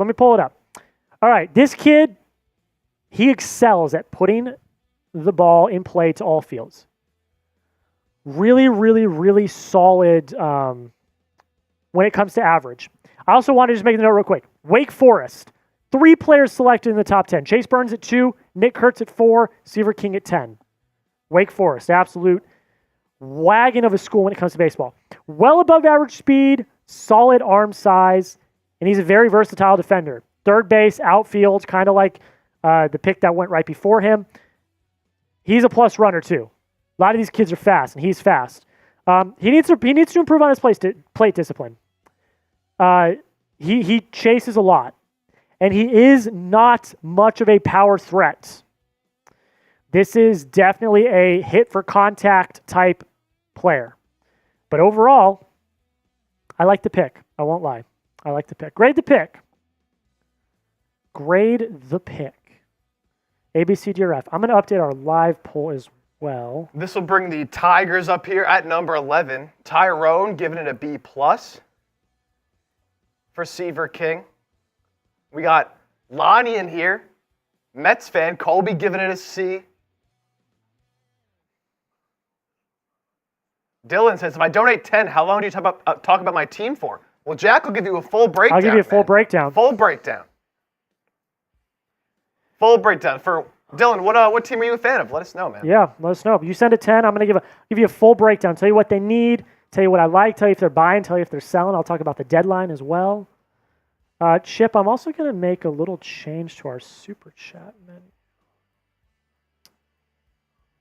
This one might be a little enticing to people. We'll get to this in a minute. Where are my Tigers fans at? Type me if you're a Tigers fan and you're excited for this pick. Let us know. Detroit is on the clock. Chip, let's go back to the super chat menu real quick. I made a change. Uh-oh. I made a change. Little audible. Go into the bullpen here. Go to the super chat menu. You will see that pitch clock has changed. Uh-oh. Discount alert. Every 250 likes, we will do a pitch count. We are 20 away. Let's get there right now. If we get to 250 likes right now, we will do a pitch clock. And I will tell you what pitch clock is, and we're going to have some fun. It's going to be great. It's exciting. It's exciting. We're going to have some fun. Let's get to 250 likes right now. Right now. The Detroit Tigers are on the clock. I'm interested to see who they're going to pick. But let's get to 250 likes. Let's like it. Like. Oh, so Dylan, you're an athletics fan. Okay, yeah. Well, Jack will talk about the A's and about the pick they made as well. Let's like the video. We're going to do a pitch clock when we get to 250 likes. We're at 238 right now. When we get to 250 likes, we'll do a pitch clock. We'll do a pitch clock. 242. 242. 8 away, 7 We're away. right there. Like it up. Like it up. Let's get there. Let's get there. I want to see it. I want to see it. I want to see it. I want to see it. I want to see it. I want to see it. 5 away. 5 away. 5 away. 5 away. Like the video. Like the video. We're right there. Let's go. There it is. All right. Chip, let's put up the rules for pitch clock. This is what's going to happen, okay? We're going to play a game of baseball. We're going to play a little game of baseball, all right? Here's how you can participate, okay? Every $5 is what we're going to call a single, okay? Every 10 is a double. Every 20 is a triple. Every 100 is a home run, all right? Every run scored is a shot for me. Uh-oh. We're going to come back to these rules in a second, but the Tigers pick is in.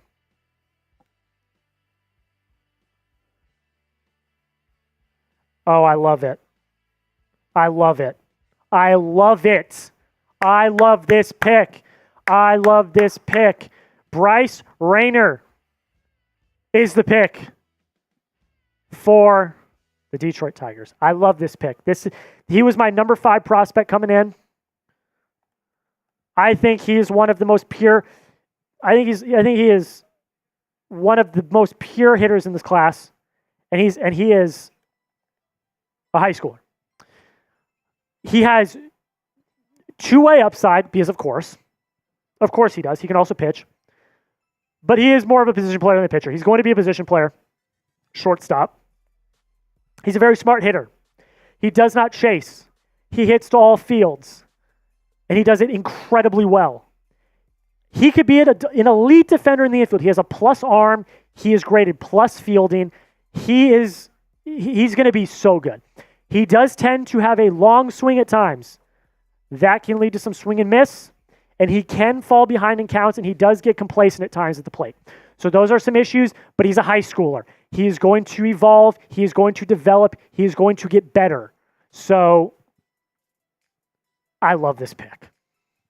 I think this pick is absolutely fantastic for the Detroit Tigers. All right, back to the pitch clock. All right, here what we're gonna do. From right now, starting right now, until the Giants pick has been called, they have the 13th overall pick. The Red Sox are on the clock right now at number 12. So from now until the Giants pick has been called by Rob Manfred, here are the rules. Every run scored is a shot for yours truly. Let's have some fun. Who's going to get us started too? Who's going to hit leadoff? Who's going to get us a single? I want to see who's going to get started. Are we going to get a few home runs? Are we going to have a few dangers? I don't remember. And also remember, you send a $50 super chat right now, you are in the lead for MVP, which means I'm going to get you an All-Star shirt at the All-Star game on Tuesday. And 20 still gets you a Bean Boozled. All the rules still apply. Yeah, the rules still apply to you. 20 will get you a Bean Boozled. If you send in a 10, put your team. I'll talk about your team. Let's do it, man. Let's do it. I'm ready. Who's going to lead us off? Who's going to lead us off? I want to see. We're going to have a little Kyle From now until the Schwarber Giants pick is called. run? Who's going to lead us off? I want to see. Mike Dibble, man, I know you're a bit of a legend around here. If you want to be that MVP, it's wide open for you. That's all I'm saying. I know you're an MVP, Mike. I know you're an MVP. That's all I'm saying. All right.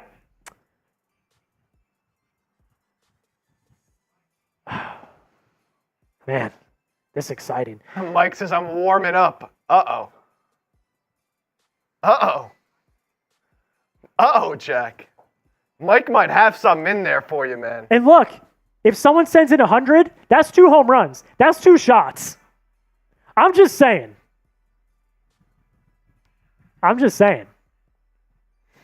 You send in a $200, that's 4 shots. And I said if we got to 100 total before pick 20, me and Jack are both doing and if we get to 100 total before pick 20, that's a beer bong for each of us. $100, 2 shots, same. Yeah, so does $5 4 times score a run? Yes. $5 4 times does score a run. Yeah, so y'all can just keep spamming 5s and keep scoring runs. Stefan says, I'll send 500 for 6 shots right now. You know what? Yeah. I'll do 6 shots for 500 right now. Right now. Do it right now. We'll both do 6. We'll both do Are you 6. saying that? Yeah, I'm okay. saying it. Stefan, if you send in 500 right now, 6. we will both do 6 shots. You kidding me? We will both do 6 shots. And I'll do my beer bong. Oh, yeah, we'll both do our beer. I mean, we'll be there. We'll both do beer bong. So let's see if you do it, Stefan. And I'll do a Bean Boozle. All right, let's recap them real quick. They're at commercial break. Let's recap the picks that have happened. This is still playing. This is happening right now. It's going until the Giants pick. So bring them in. Let's see. Let's do it. Who's going to lead us off? All right, let's recap the picks real quick. Travis Bazzana, going number 1 overall. Chase Burns, number 2 to the Reds. Charlie Condon, number 3. Nick Kurtz, number 4. Hagen Smith, number 5. Caglianone, number 6, my favorite. JJ Wetherholt, number 7. Christian Moore, number 8. Connor Griffin going number 9 to the Pirates. Seaver King going 10 to the Nationals. Bryce Rayner going 11. And here comes my Red Sox. Oh boy, I'm nervous. Is it going to be a Savage? I think it's going to be a Savage.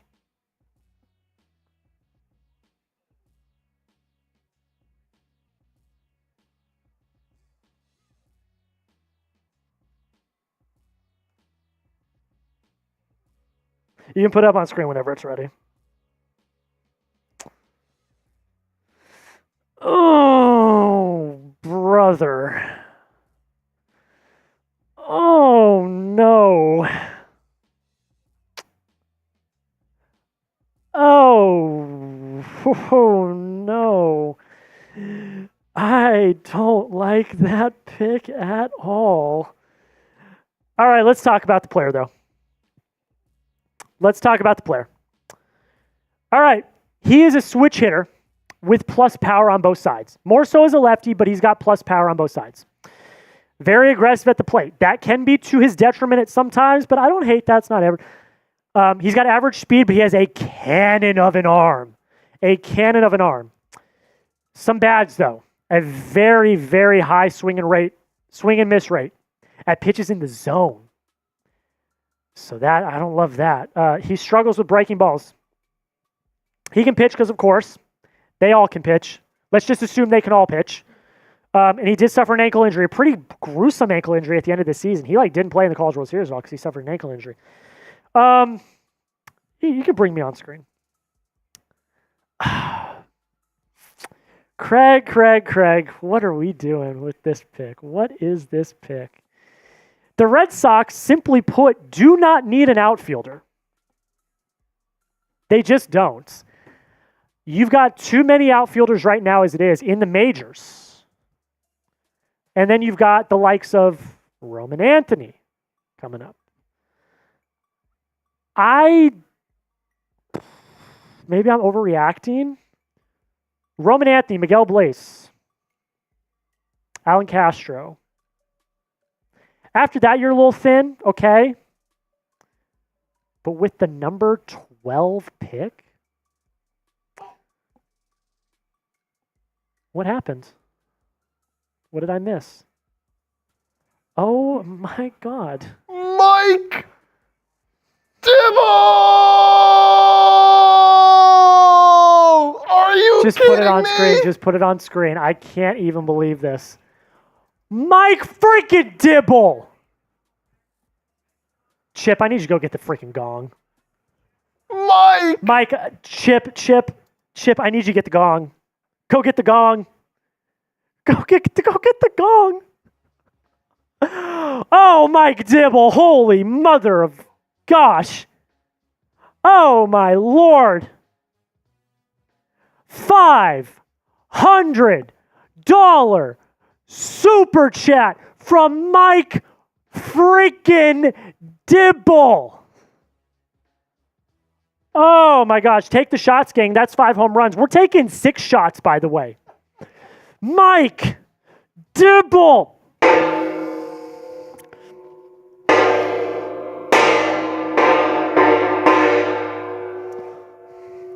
Yeah, we got a gong if you didn't already know. Chat Sports has a $500 super chat gong.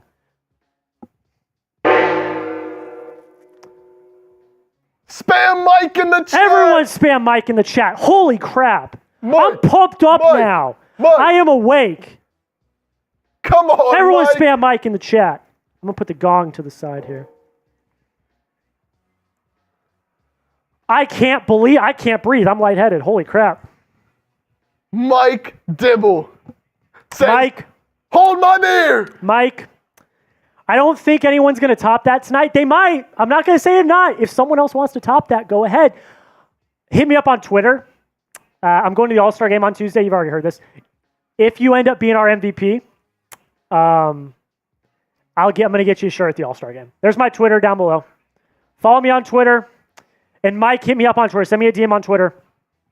And we'll connect and talk about getting you an All-Star shirt at the All-Star game. Wow. All right, let's read this.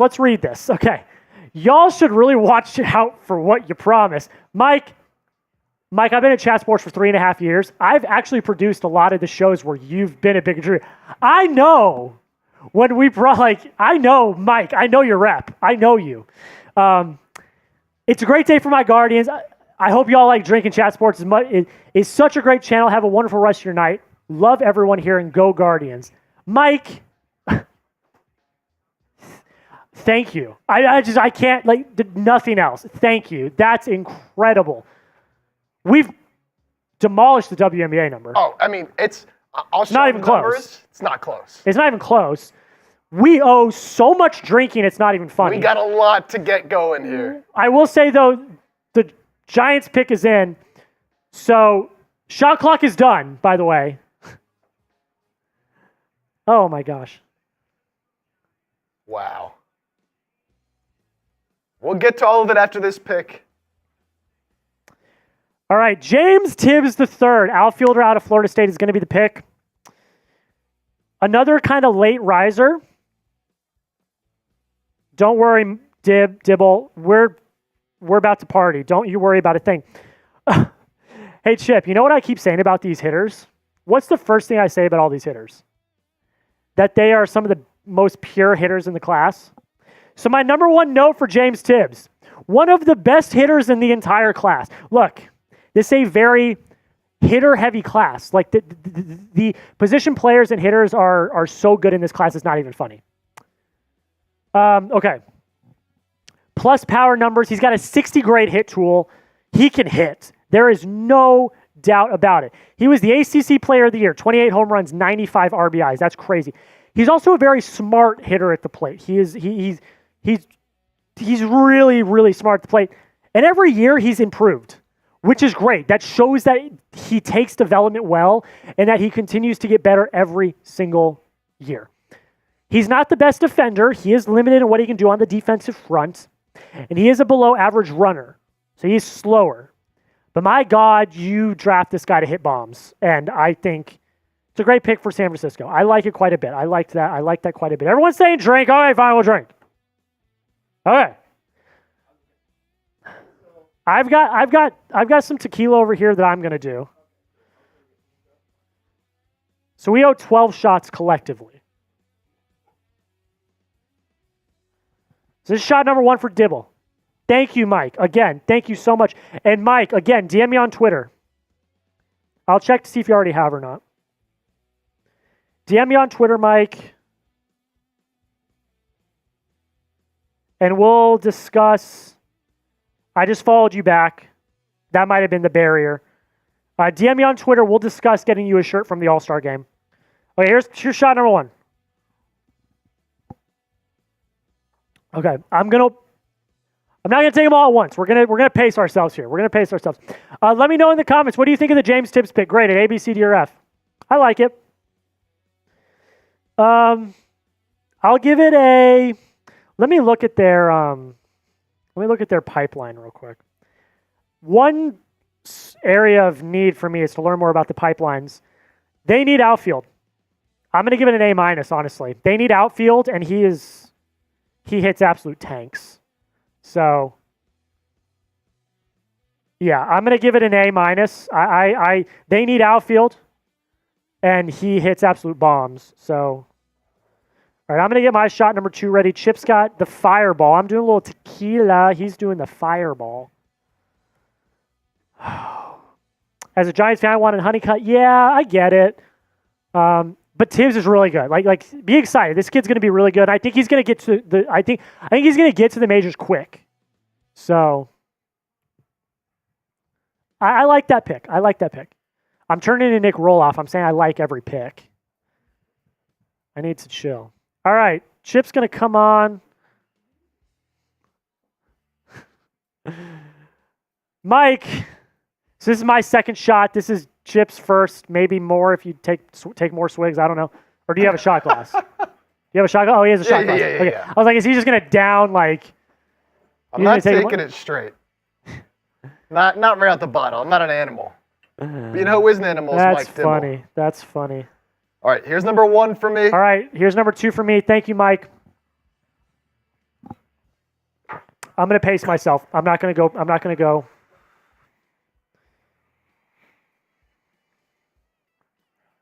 Orrin Smith, fake?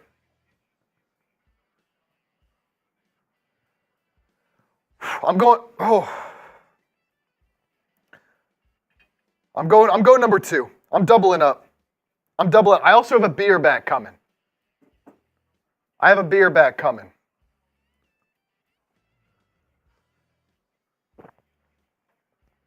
Mike, did you just DM me on Twitter? Let me know if that was actually you. I assume it was, but let me know. Let me know if that was actually you that DM'd me on Twitter. Corey Seager heading to the All-Star game, by the way. That's a tidbit that just came across. Yeah, that was you. Okay. Yeah, so Mike, I just sent you a DM back. We'll discuss logistics after the stream.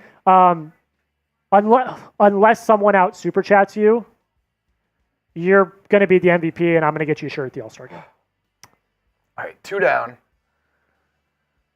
Let's see. That was 2 for you. I'm down. gonna do one more. You're gonna do one more than I'm gonna do one more. I'm gonna do one. If you want to do one more too, then we'll be even at 3. You know what? Yeah, I'll go 3 down. All right, Cubs selection coming up. Woo! All right, we'll get to this first. I just took it. Oh, well, I'll get to mine after.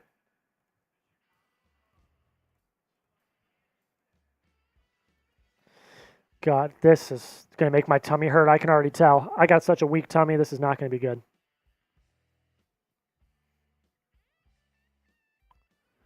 All right, Cam Smith goes number 14 overall to the Chicago Cubs. I'm intrigued by this one. I mean, it's interesting. It's an interesting one. Plus hit tool with above average power. That's kind of the name of the game here. He has improved his swing and miss rate, which is a very good sign, kind of like Tibbs. It is showing that there is development, which I think, hey, credit to Florida State. If these guys are developing every year and continuing to get better, that is very good to see. Excellent arm strength. He is a very good defensive third baseman. So this is a very solid pick defensively as well. For his size, 6'3", over 220 pounds, he does have yet to show a major power tool. He can hit. He hit 16 home runs last year. So he can hit for power, but he is not overwhelmingly hitting for power. So that is something to look out for. He is susceptible to chasing pitches every now and then out of the zone, and he is a below average runner. But I do like the defense and the plus hit tool. So Cubs, if you're looking for someone that was a great defender that can hit the ball for average very well and hit a few dingers every now and then, this is a good one. I will say, though, you got Matt Shaw. You got Matt Shaw in your pipeline. His ETA is 2025. He's a third baseman, too. So what do you do there? I don't know. What do you do there? Chip has the beer bat. I got a bat, and it's about to get dangerous. So, Mike, for that 500, I'm doing a beer bong, but I'm doing it out of the beer bat. As you can see, you can fill it up right here. Shout out to K-State. So I'm going to fill this bat up with this beer. I got to go get a Happy Dad real quick. So just give me a sec. Chip, grade the pick. You give some shouts. I'm going to go get a Happy Dad real quick. All right, Daryl giving it a C. Oren giving it a B. Mike, is that how you intended the pitch clock to work? Well, yeah, so you scored, how many runs did he score? He scored 5, but we made the deal that we could do 6 for 5. Yeah, you technically scored 5 runs, that is 5 shots for me. And then you said you matched, so. Yeah, so. We did make the deal 6 for 5. Yeah, so you technically scored 5 runs, but we made a deal that if we got a 500, we would each do 6 shots instead of, just the 5. For Jack, we said, you know what, the 500, we'll each do 6 because it was asked in the chat. And then we also made the deal, I made a deal that if we got to 100 before the 20th pick, do a little beer bat. And, well, Mike got us there. Yeah, so me and Jack both got one coming. So I'm going to fill this bat up here before the Mariners pick. They are on the clock at 15. Halfway through the first round. After we do this bat, let's recap. All right, so here, I'm going to fill mine up.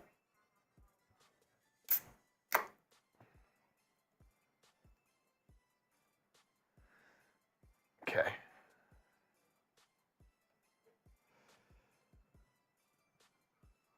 Try to limit the foam here. Somewhat of a pro.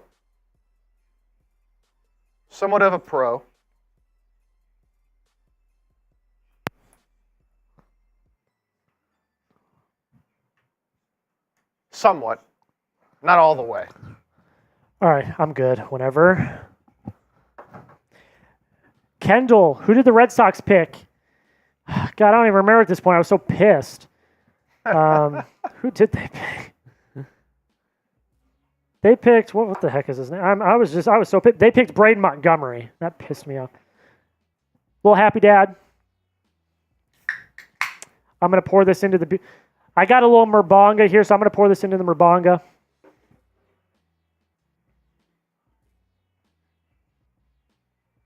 Man, Mike, real one. I do also want to clarify, I'm doing it off to the side because I don't want to spill on my laptop. I got my laptop right here. Are we doing this? I think it's time. You ready? I got a little foam action going on here. But I'm going to send it. This is for Mike Dibble. Mike. And everyone watching tonight. Thank you all so much. Here we go. Let's do it real quick.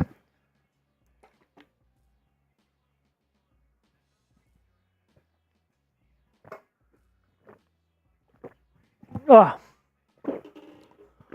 Oh, God, that's brutal. I hate doing those beer bongs. Oh, okay. Just foam. Oh. You all right? You all right? Woo, I'm fantastic. I am fantastic. All right. Pick is in for the Seattle Mariners. This is a fun one, folks. This is a fun one. Oh, I hate that. That's horrible. That's really horrible. That's my tummy. Oh, my tummy's going to hurt. All right. Durangelo Senja, I believe, is the proper pronunciation, is the pick for the Seattle Mariners. Honestly, if any team was going to take him, I'm kind of glad it was Seattle. I really like this pick for them. He's a switch-handed ambidextrous pitcher. And he pumps gas on both sides. His fastball sits in the 90s, both as a left-handed pitcher and a right-handed pitcher. He profiles more as a righty. His stuff is more dominant. It just is. That's just how it is. Even though he's a natural lefty, which is absolutely crazy. His stuff as a lefty, like I kind of already alluded to with the righty, is lacking a little bit. I think if he were to be just a righty, he would be a really, really, really dominant pitcher. Although it's tempting with analytics and statistics and things like that. The matchups that can happen. I love this pick. Seattle is a pitching powerhouse. And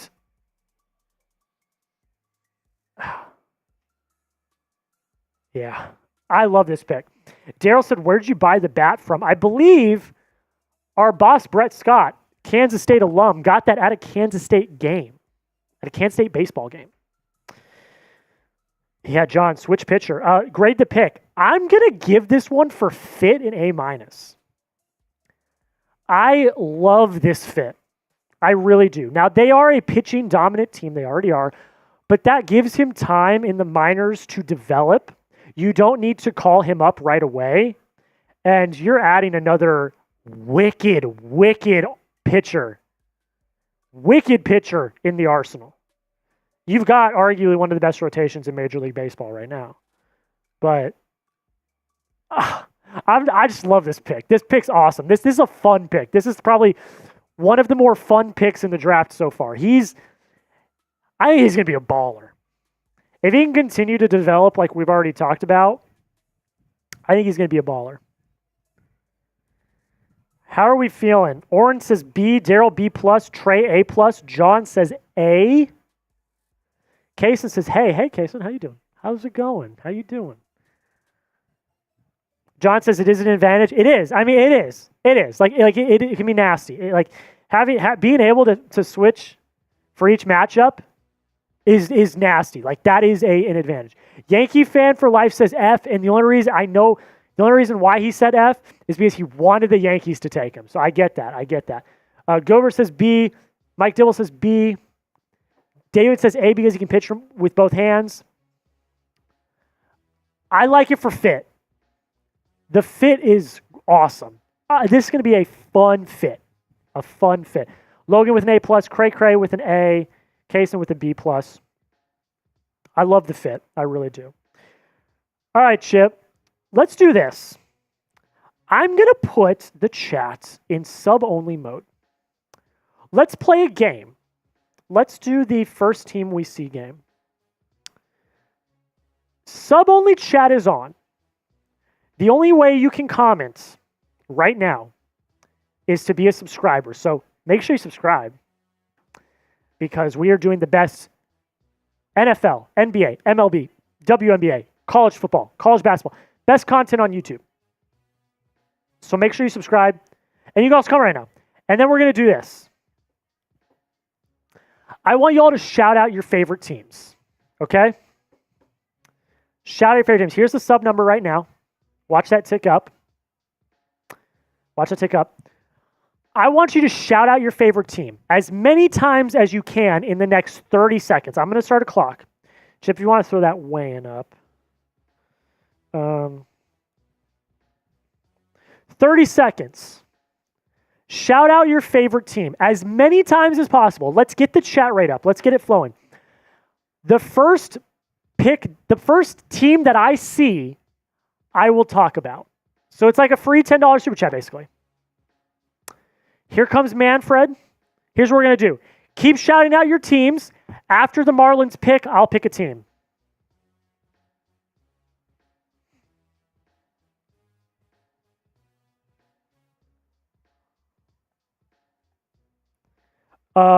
This one's interesting. This one's interesting.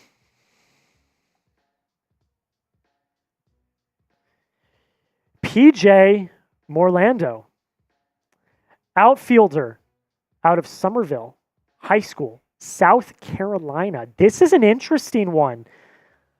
He's got a great combo of power, plate discipline, and high contact. There are no notes because he is low on the list, Chip. This is a surprising one to say the least. Very good athleticism. He's very athletic. 6'3", 198, very athletic. Plus power potential. I don't think he's there yet, but he has the potential to have plus power in the future. A few cons.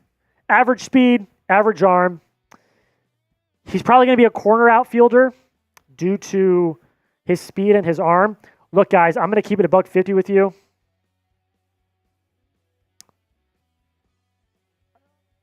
I'm going to keep it $150 with you guys. He wasn't in my top 40. He wasn't in my top 40. Yeah. He wasn't in my top 40. It's a surprising pick. I think projecting, he could be really good. For a Marlins team that is in a rebuild, get yourself a high school player that you can develop. That can be the future. It'll be okay. I'm going to give this one a D+. Just going to be real. Not even in my top 40. All right, shout out your favorite team. First one I see, I'm going to pick in 5, 4, 3, 2, 1. I see Nationals. Let's talk about the Washington Nationals. So they took, I really need a list of who has been taken. Let me pull up a list of who's been taken. I should have that. Here it is. They took Seaver King, the number 10 overall pick. Thank you, Chip, for that. Seaver King with the number 10 overall pick. I already talked about it. I like the pick for them. I think it's an interesting one.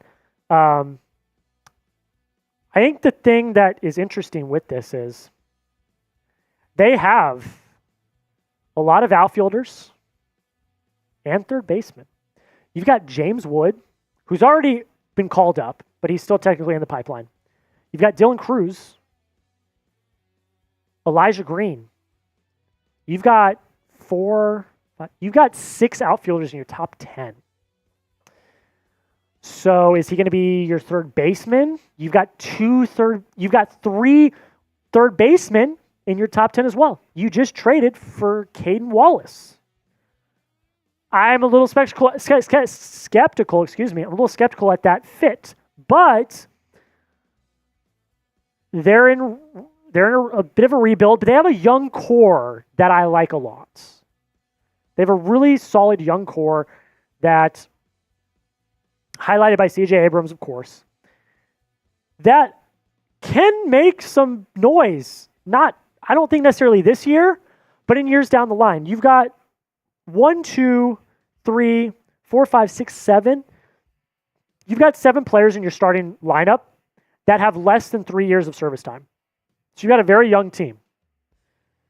And you've got a rotation that has some interesting pieces. So the Seaver King pick is a little bit of a head scratcher for me, but I guess they're banking on development. And honestly, do you trade like one of your top prospects away? I don't see that happening, but I don't know. We're going to play that game one more time, so keep getting your favorite teams in after the Brewers pick.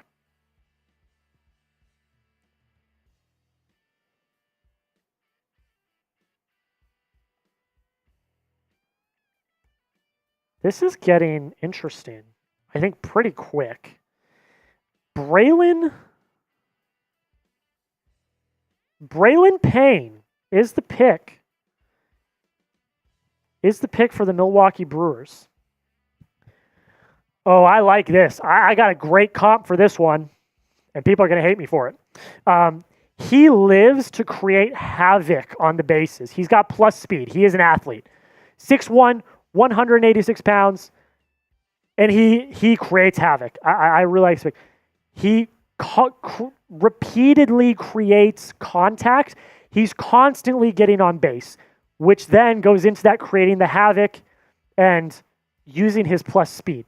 He's got really good instincts in the outfield as well as a fielder. He has the potential to have plus defending as well. He probably will never be a slugger. I think he lacks some power. And he does have an average arm. But you want to know my comp for this guy? One Jarren Duran. First-time All-Star for the Boston Red Sox this year. When you want to talk about creating havoc on the bases with plus speed, that's Jarren Duran to a T. His nickname is literally Captain Chaos. He wants to create chaos on the base paths. If I look at the Brewers pipeline right now, they are surprisingly a very good team. They are at the top of the NL Central. Look, you needed outfield. You got 2 outfielders in your top 10, but they're 8 and 9. I like this pick. You've got the ETAs of these outfielders, 2026, 2027. So can you try to fast track Payne? I don't know if I would do that. I would let him develop a little bit more. But personally, I like the build of him. I think it's really good. All right, I'm going to play the pick your favorite team game one more time. 5, 4, 3, 2, 1. Phillies. David just spammed it, so that's what you're supposed to do. You're supposed to spam. All right, let's talk to Philadelphia Phillies. Fun team. No doubt. I love their roster. They've cooled off as of late. Harper got hurt. I believe Schwarber got hurt. Real Muto got hurt. Castellanos isn't as good as he used to be. He's still kind of good, but not great. Where are they picking in this draft? They're at 27, so there's a little bit of ways to go. If we look at their top prospects right now, I just went to the Pirates. Pitcher, you got Aiden Miller, Justin Crawford, who I saw in the Futures game yesterday, saw them both. You got a good combo. I'd say outfield, corner infield, and pitching, probably your biggest needs. You got Andrew Painter, whose ETA is 2025. He's your number 1 ranked prospect. And then you've only got 2 other pitchers in your top 10. So I'd say pitching's probably your biggest. But Chip, I'm going to bring you in. You're the Phillies guy. What do you think? What would you like? What do you want? Yeah, so for me, I kind of agree with the pitching here. Now, the pitching for the Phillies, especially the starting pitching, and overall the bullpen, it's been a revelation this year, right? I mean, Christopher Sanchez, Ranger Suarez, Zach Wheeler, Aaron Nola, like top to bottom. Mm-hmm. Especially Sanchez has just been coming out of nowhere this year. Yep. Matt Strom, Jeff Hoffman in the bullpen. But in my opinion, a team that has so much talent everywhere, and you have Crawford, you have Miller coming up in the ranks.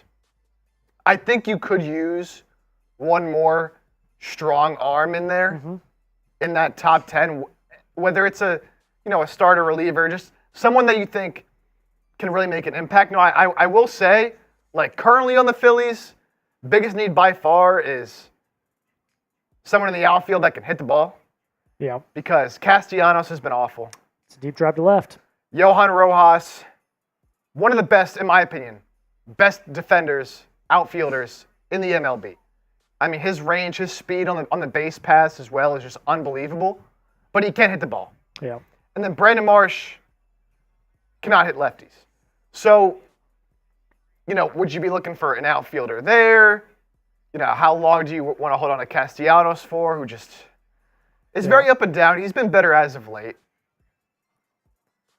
But I'd be looking, if we're looking at some of the top guys left now, of course, they're still a ways away. An outfielder I'm looking at, Vance Honeycutt. Come on, baby. Could happen.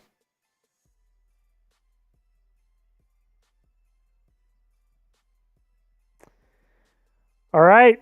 Tampa Bay Rays pick is in. We are back in the high school ranks once again with Theo Gillen out of Westlake High School in Texas.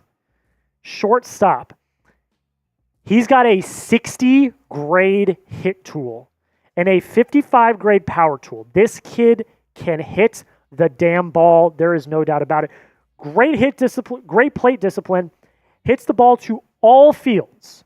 So he's damn good. One of the best high school hitters in the entire draft. Plus runner, and will only get more powerful as he grows. He's projected right now. Right now he's at a 30. He's at a 30 power tool. He's projected to get to 55. So that's insane. He does need some work on the defensive side of the ball, no doubt. And he has been hit by the injury bug. He does have an injury history, which is a bit of a red flag. So that's all you can really say about Gillen. He's a solid player. It's tough to talk about high schoolers because a lot of it is projection. But if he gets that 60 grade hit tool, that 55 grade power tool, that's dangerous, man. And the Rays need hitting. They need it. No doubt about it. This is a fun one. So I turned sub-only chat off. Make sure you subscribe if you've not already, but I wanted to open up the rest of the people watching to this question. Who's your favorite MLB player? I'm going to say current. Let's just stay current. Current, yeah, let's say current. Who's your favorite current MLB player? Chip, who's yours? I might know what you're going to say, but... You could probably guess. Mine is Bryce Harper. Yeah, that's what I thought. He is so Philly, man. I love watching Bryce Harper play. It's just... Yeah, he was the top vote getter in the NL for a reason. He's incredible. Special to watch, man. Special to watch. I will say this year, I've also really enjoyed, not just this year, but I've really enjoyed watching Bryson Stott because of what he can do in the field. Yeah. My current... So I'm a big Mike Trout guy. I always have been. I love Mike Trout. If I'm talking my current favorite player, the player I love to watch the most, I just mentioned him. It's Jarren Duran. He, right now, is my favorite player to watch. Today, I was watching the Red Sox game before we came in. He hit a little single up the middle out of the infield, okay? He legged that out to a double. The kid's insane. I love watching him. He's the scrappiest player. He's the scrappiest player I've seen since Dustin Pedroia, who's my favorite player of all time. And I love him. He's great. All right, let's get some shouts. Harry Balls. Oh, No, he didn't get me. I said Whoa, Bulls. no, I said Bulls. I don't know. I said Bulls. Oh, he didn't get me. I don't know. He didn't get me. I said Bulls. I said Someone Bulls. clip that. Someone rewind and let I us know what said he Bulls. Said. Nah, he somebody didn't rewind. get me. Nuh-uh. Somebody rewind. Nope. He said Bulls. I said Bulls. Damn it. That's going to get clipped. I hate that. Mr. Bulls said Luis Rengifo, which is actually an interesting name. Not one you hear a lot. Goober says O'Neal Cruz. Tyman says Josh Naylor. Mike Dibble says J-Ram. Casillas says Ronald Acuna. I love Acuna too. That's a good one. What a shame this year for him. Yeah, man. What a shame. I watched that game. When that happened, I said, no, not again. And I hate the Braves, man, but it's such a shame. Dude, he's so fun to watch. Bryson Terang from Logan. Aaron Judge from Top Sale. David Decker says James Wood, Dylan Cruz, and C.J. Abrams. Hey, you got that young core in Washington. That's nice. Oh, is Nick Roloff watching? Because the Mets pick is in. Dude from the Reds says Brandon Ellie De La Cruz, I would assume. Great selection of players. The MLB's fun, man. You guys just got to know who to watch. I love Gunnar Henderson, too. That's another one I love.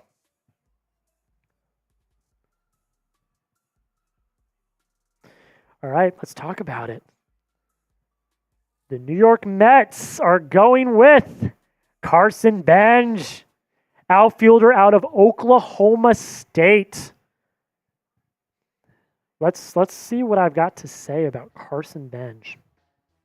So this is a fun one because he is a pure contact hitter. That's where he makes his money, is contact. But in a big plot twist this year, he added some power. 18 home runs.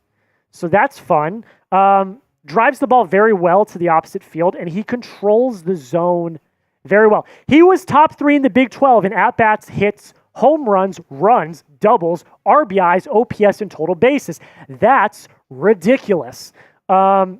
He has plus arm strength, and you already know what I'm about to say because, of course, he's also a two-way player. He's not going to pitch, but he can if you need him to. He was considered a slap hitter last season a little bit. So, again, he's very pure contact. The power is still coming. He does lack defensive versatility. Bit of a negative. And like I had my bad, pitching is definitely a secondary position. He's not going to pitch. I'm telling you right now, he is not going to pitch. I still like his stuff. If you're looking at the Mets, this is tough. You've got 1, 2, 3, 4. You've got 5 potential outfielders in your top 10 if you're the Mets, but 3 of them are also shortstop, second baseman hybrids. So the math doesn't math there. One of them is going to have to go. I digress. Jet Williams, you are an outfielder. I don't know. I like Bench's profile. If he can add power, I think he could be really dangerous. We haven't seen it yet, though. 18 home runs last year is good. It is solid. It is great development. But yeah, there's still more to be seen. More to be seen. What's been the worst pick so far? This is a good question. Yeah, we've asked a couple times this year. Favorite pick, the best pick.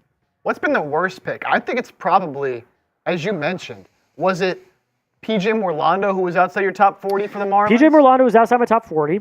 I mean, now again, it's hard. High schooler. Actually, though, let me look at something real quick. But nope, never mind. I was going to say, do the Marlins have a competitive balance pick? They don't. So, the Morlando pick could have been money, but they don't have another pick in the first round. So that doesn't make much sense. I really, and this is biased. This is so biased. Oh, what are you going to say? I do not like the Braden Montgomery pick at all. I don't. Always feel strongly about your own team. I understand I know. I'm doing it to myself. I do want to see what one of the Red Sox analysts have said about that pick. The Marlins didn't say anything. Yeah, I just don't like it. Let us know in the chat. I want to see. John says Boston. Yeah. Mike says, I believe that honor goes to the Red Sox. Yeah. David says the Marlins. I think it's those two. I like the profiles of the rest of these players so far.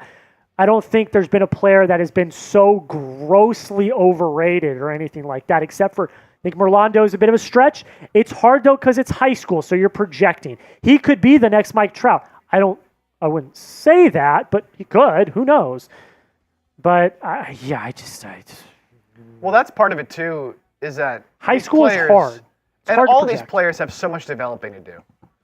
Regardless of where they've been drafted, they have so much developing to do. So many years they're going to spend in the minors.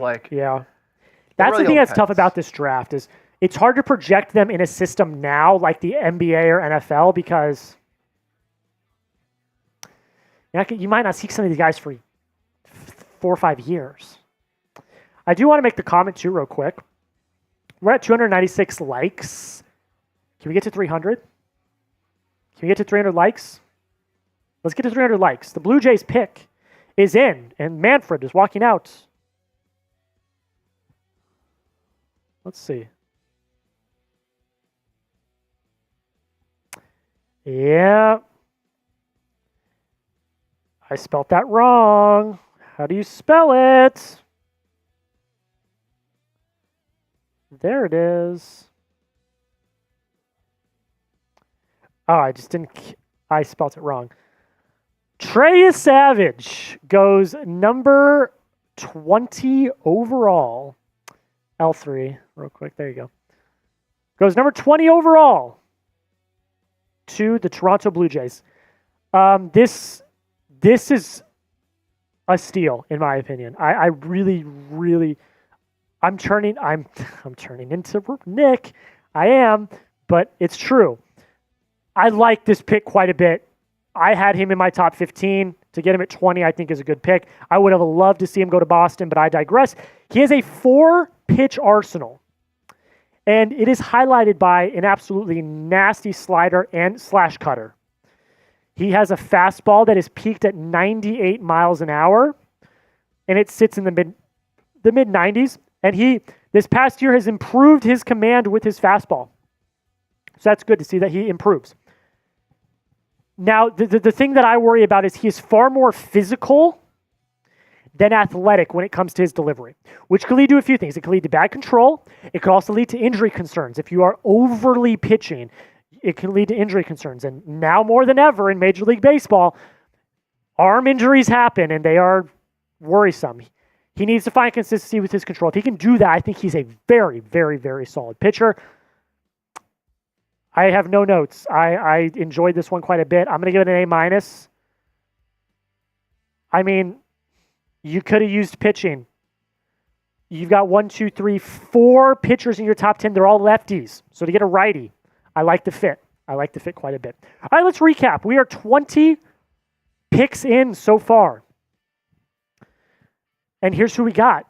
Travis Bazzana, number 1 overall to the Guardians. Chase Burns, 2 to the Reds. Charlie Condon, 3 to the Rockies. Nick Kurtz, 4 to the A's. Hagen Smith goes 5 to the White Sox. Jack Caglianone goes 6 to the Royals. J.J. Wetherholt goes 7 to the Cardinals. Christian Moore, 8 to the Angels, Connor Griffin, 9 to the Pirates. Seaver King, 10 to the Nationals. Bryce Rainier, 11 to the Tigers. Braden Montgomery, 12 to the Red Sox. James Tibbs III, 13 to the Giants. Sorry, I just spaced there for a second. Cam Smith, 14 to the Cubs. I got to pull my pronunciation guide again. Durangelo Senja goes number 15 to the Mariners. I love that pick. PJ Merlando goes 16 to the Mariners. I don't like that pick. Braylon Payne goes 17 to the Brewers. Theo Gillen, 18 to the Rays. Carson Benj, 19 to the Mets. And Trey Savage goes 20 to the Blue Jays. Damn. We got to 300 likes. I'll take a shot for you guys. I'll take a shot for 300 likes. Take a shot for 300 likes. You know what? I owe a few more for Mike Dibble still. I only took Oh, yeah, two. that's another one for dibs, too. So I got 2 left. I've done 4. I have only taken 2. So I owe 4 more for Dibble. You want a shout out live on the show, send a super chat. Any super chat gets put on the show. And then also, like, if you send in a 10 and you give me your team, I will give a full breakdown on if they've already made a pick, who they picked. If they haven't made a pick, who I think they should pick. If they're buying or selling at the deadline, what they should do at the deadline. Any of that. 20's a Bean Boozled. I've already done one, and I lucked out. Chip's doing the next one. And every 100 is a beer bong. We've each already done 1 beer bong. Chip's doing another shot. I'm going to do 2 more for you here, Dibble, and then I got 2 more after that I owe you still I got as 2 well. more shots, but my tummy hurting a little bit, so I'm just going to wait it out for a sec. We're just going to wait for a minute. But shots are, they'll be done. Don't worry about that. But yeah, send in a super chat. We'll put you on screen. We'll answer your questions. We'll talk about whatever. We'll have a good time. I'll tell you what. You can really feel the fireball, the warmth of it just moving down the system. Yeah. And I'm not a cinnamon guy, so I don't like it. I don't like it. Brutal. But I hate tequila even more, so. Yeah. I guess the lesser of 2 evils at that point. I want to ask, let me build this weigh-in real quick. I'm going to do this on a fly. This is what I'm doing. I'm hosting, and I'm building. Actually, we'll do it after this pick. The Minnesota Twins pick is in. And here it is.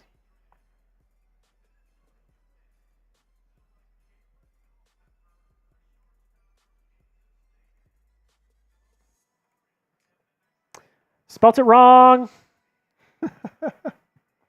There it is. There's the problem. There it is. Brett Scott, one of our bosses here at Chat Sports, is going to be very pleased to see Caitlin Culpepper go off the board to the Minnesota Twins. Shortstop, 6 foot 185. The thing I like a lot about Culpepper is his advanced approach at the plate. He's very smart, works counts, does it very well. He's also someone that hits the ball to all fields, which is something that that's a trait that I favor, is if you can hit the ball to all fields. If you're just a pull hitter or a slap hitter, I don't know about that one, Jim, but if you can hit it to all fields, I really like that. He's a plus defender at third, like plus defender. So the Twins are getting a really good, or a plus defender at short, excuse me. So you're getting a very good defender. Got some defensive versatility. That's why I mentioned third base as well. Good speed, runs really well. He is not a big power threat. He is a little limited in that ability, but look, if you're peppering the ball over the field, all over the yard, I don't care. A blind squirrel's going to find a net every once in a while. He had 11 home runs last season. It'll happen. If we're looking at the top prospects for Minnesota, if we're looking at the Minnesota Twins top prospects, you got Brooks Lee, who's a shortstop. Other than that, you got Tanner Schobel, who's a second baseman / shortstop. Other than that, I mean, fit-wise, I think it works. I think he can be a dynamic player that causes some havoc. I love players that cause havoc. If you guys can't already tell, with Jarren Duran being my favorite current player, players that cause havoc are players that I really enjoy, and I think this guy can cause havoc. So that's fun. Yeah. Okay. This is a good one. If you love Major League Baseball, spam me. Our comment record tonight for chat rate is 200 chats per minute. There's 230 people in this chat right now. So if every one of you spams me once in the next minute, we're going to break the record. So spam me. Let's go. And I'm going to give a bunch of shout outs. Let's do it. Mike Dibble is typing me. Alexis is typing me. David with a me. Topsail Wiffle with a me. John Musgrove types a B. It's probably his grade for the pick. David, Alexis, Mike, Topsail. Harry, not getting me this time, with a me. Amish with a me. David. More Mike Dibble. The Raven. Bree. Tie Man. Daryl. all spamming me. Let's get the chat rate up. Let's go. Let's beat 200. We can beat 200. Can we not beat 200? We got to beat 200. First updates in. We're up to 25. That's Bush League numbers. Let's go. Get it up. Cray Cray. Let's with go, me. baby. Daryl with the me. Nugsy with the me. Andy. Jeff. Mike Dibble. David. Curtis. All typing me. If you love baseball, we're here to celebrate the sport of baseball. If you love baseball, make sure you're typing me. Let's go. Jay Walter typing me. Mike Dibble, Alexis, Tyman, David, Curtis, Jeff. You're all real ones in the chat. Keep the me's going. Let's Come on, man. type me. I love it. Keep it going. Joey DeLuca is in the chat. A real one. I know you, Joey. You're a real one. I'm going to get in there with you guys. We're going to have some fun here. Man, if you're still watching the MLB draft, you gotta be a fan. Hey, if you're a real seam head, like me and Chip, if you're a real seam head, type me right now. Let's go. Joey DeLuca, Mike Dibble, Jose Martinez, John, Curtis, David. Next update is in. We're at 94. We can do better than that. Let's go! Let's go. Jay Walsh says, I need the Braves to do something today. Their pick is coming up soon. It's your boy with a me. Stetson with a me. Curtis with a me. More me's. I need more me's. I need more me's. I need more me's. Get him in there. Get him in there. Get him in there. David, Tyman, Walter, Curtis, Jeff, David. David, Tyman. I said David twice. Andy, Stetson. We're going to give this one more update. Let's go. Last chance. Spam them as many times as possible. Let's go. Let's go. Let's go. Let's go. I believe we can do it. Come on. Let's wait for this next update. Keep it going. Keep the me's going. Keep the me's going. Oh, it's really going now. Home stretch. This is it. Home stretch. Last time. Do not miss your chance. This opportunity comes once in a lifetime. Up to 107. So that's that. We'll try this again a little bit later, but Chip, you're not gonna like this. Nick Roloff's gonna like this. I like this for the Orioles. How can they keep getting away with this? Vance Honeycutt is your pick at number 22 for the Baltimore Orioles. I'll tell you what, man. They do not stop getting good prospects. The Orioles system is just stacked. He's strong. This kid is strong. 6'3", 205. He's got plus power and arm strength. He's got that awesome combination. He won a Rawlings Gold Glove this year. He had a 16.9 defensive run save, so you already know what I'm going to say. Plus defending. He has Gold Glove level defending. He's got one of the highest ceilings in the draft. I think most people can agree on that. His ceiling, both offensively and defensively, is crazy. Plus speed, plus base running. Here's the biggest kicker, though. He strikes out a lot. 27.5% strikeout percentage. That's not good. He chases pitches. He can be pull happy at times. But my gosh, if he develops, if he really develops and gets better, this kid could be elite. He could be elite. I know Chip's pissed that he just got picked. This kid could be elite. He really could. I think this is one of the best picks in the draft. Let me know in the comments what you think. Also, we did have an update on the chat rate. We got up to 148. So respectable. We're going to try to break the record again in a little bit, but that's respectable. That's respectable. Hey,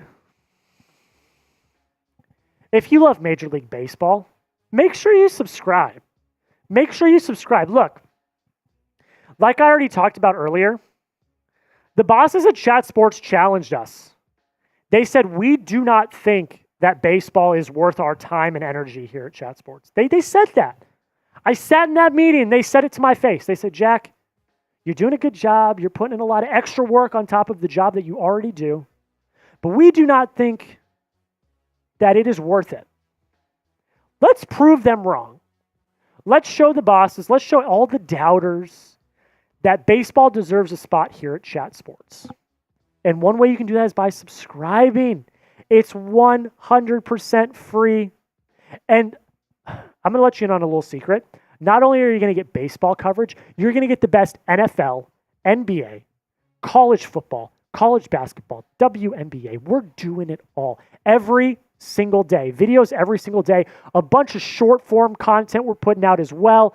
This is the place to be. So let's not only show the bosses that baseball fans show out,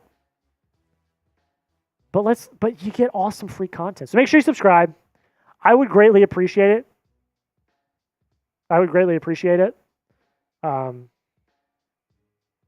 But you guys are the best. Yeah, Mike says, I think my super chat is great. Yeah. That's going to push the needle quite a bit, Mike. It is. But we also want to show that there's a good audience as well. You know what I mean? Like, we want to show that there's a good audience of people that want to watch more baseball content. That's really what we're trying to do here. But Mike, that gave us a lot of brownie points. I'm not going to lie to you. That was legendary stuff. You already know. We got the gong out for that. Mike. Speaking of Mike, I'm going to give you my last 2 shots here, Mike. I'm going to do another one right now. I got one more after this, but I'm going to do another one right now. Dodgers on the clock. My tummy feels good enough to do another one, so we're going to do another one.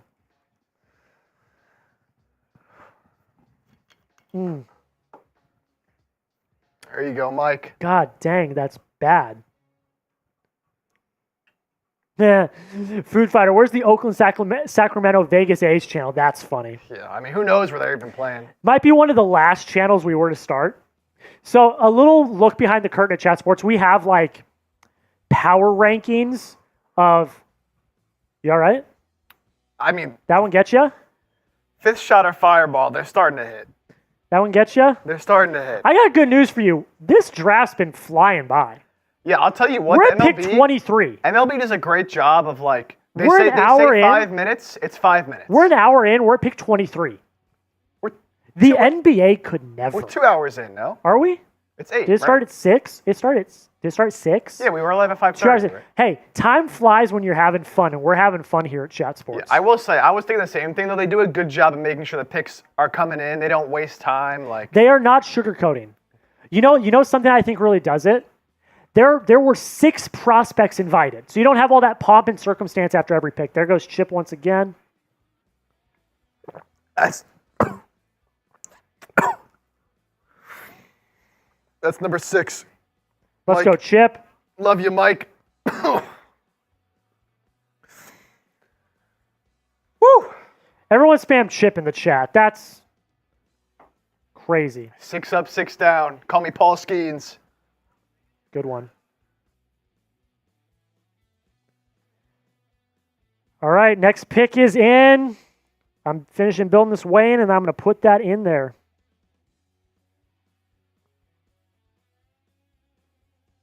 All right. Dodgers pick is in, and it is one. Kellen Lindsay out of Florida. Another high school product. Get a load of this, Chip. And you see it on screen right now on ESPN. 80 grade run. He has an 80 run grade. Guys, if you don't know about the scouting, how they grade scouting, it is a scale of 40 to 80. He has 80 speed. That's insane. He is one of the best athletes in this class, bar none. He is an incredibly solid contact hitter, and if he gets on base, it's over. It's over. He's got really good plate discipline. He's got a good feel for the zone. And again, I cannot stress enough, 80 grade run. That's insane. Now, I will say he does have an injury history. Excuse me. Oh, my gosh, I'm hiccuping from these shots. He does have an injury history. And he does not have a lot of power. But he's fast. He's the Kevin White of this draft. Maybe. I don't want to say that. But he's fast, man. And look, the Dodgers are the Dodgers. The Dodgers are the Dodgers. Will he ever see the field at Chavez Ravine? Maybe not as a member of the Dodgers, though. But I will say, though, they need a shortstop. And their first shortstop is ranked number 11 in their system. Mookie Betts, that shortstop experience was interesting. I think he's either better in the outfield or second base. This pick relies strictly on, can he develop? It's his development. It's the projection of his development and whether or not he gets on base. If he can get on base, he's like a David Hamilton. That's a great comp for him. It's another Red Sox player. I'm just comping Red Sox players to all these picks. But he is. He's a David Hamilton. David Hamilton is one of the fastest players in all of baseball. He is a contact hitter that can get into a pitch every now and then and hit a home run, but he's not going to. But he's going to steal you bases. He's going to be okay defensively, and he's gonna if you get on base, he's going to be fast. That's who he is. Grade the pick. I give this one a C+, strictly because it's hard to project, man. Hard to project him. I'll give it a B-. I'll give it a B-. Mike Dibble with a B-. Alexa with an A+. Joey DeLuca with a B. We got John with a B. Ty Man with a B. Daryl Stetson with a B. Everyone's typing B. Everyone knows where it's at. Oh, man. The Braves. Where are my Braves fans at? The Braves are on the clock at number 24. I'm just kidding. Kinda. No, you're not. You don't have to kid. You hate them. You're a Phillies fan. Don't like the Braves. Although I will say, it does really suck all the injuries they've had. Like Acuna. Losing Strider and Acuna was heartbreaking. It shattered my heart. Strider's a Clemson guy. Like, I'm a huge Strider fan, just being from Clemson. But man, it sucks for them. Yeah, Still so let's kicking see. it though. Still winning games. Mother of God, they don't need pitching. I'll tell you that. Their top 4 prospects are all pitchers. Their top 10, they've got 6 in the top 10. So what do you need? Everything else except shortstop, because you got 2 shortstops in your top 10 as well. Yeah, they don't need pitching. I'll tell you that. They don't need pitching. Their pick is in. I would assume it's a position player. We'll see, though.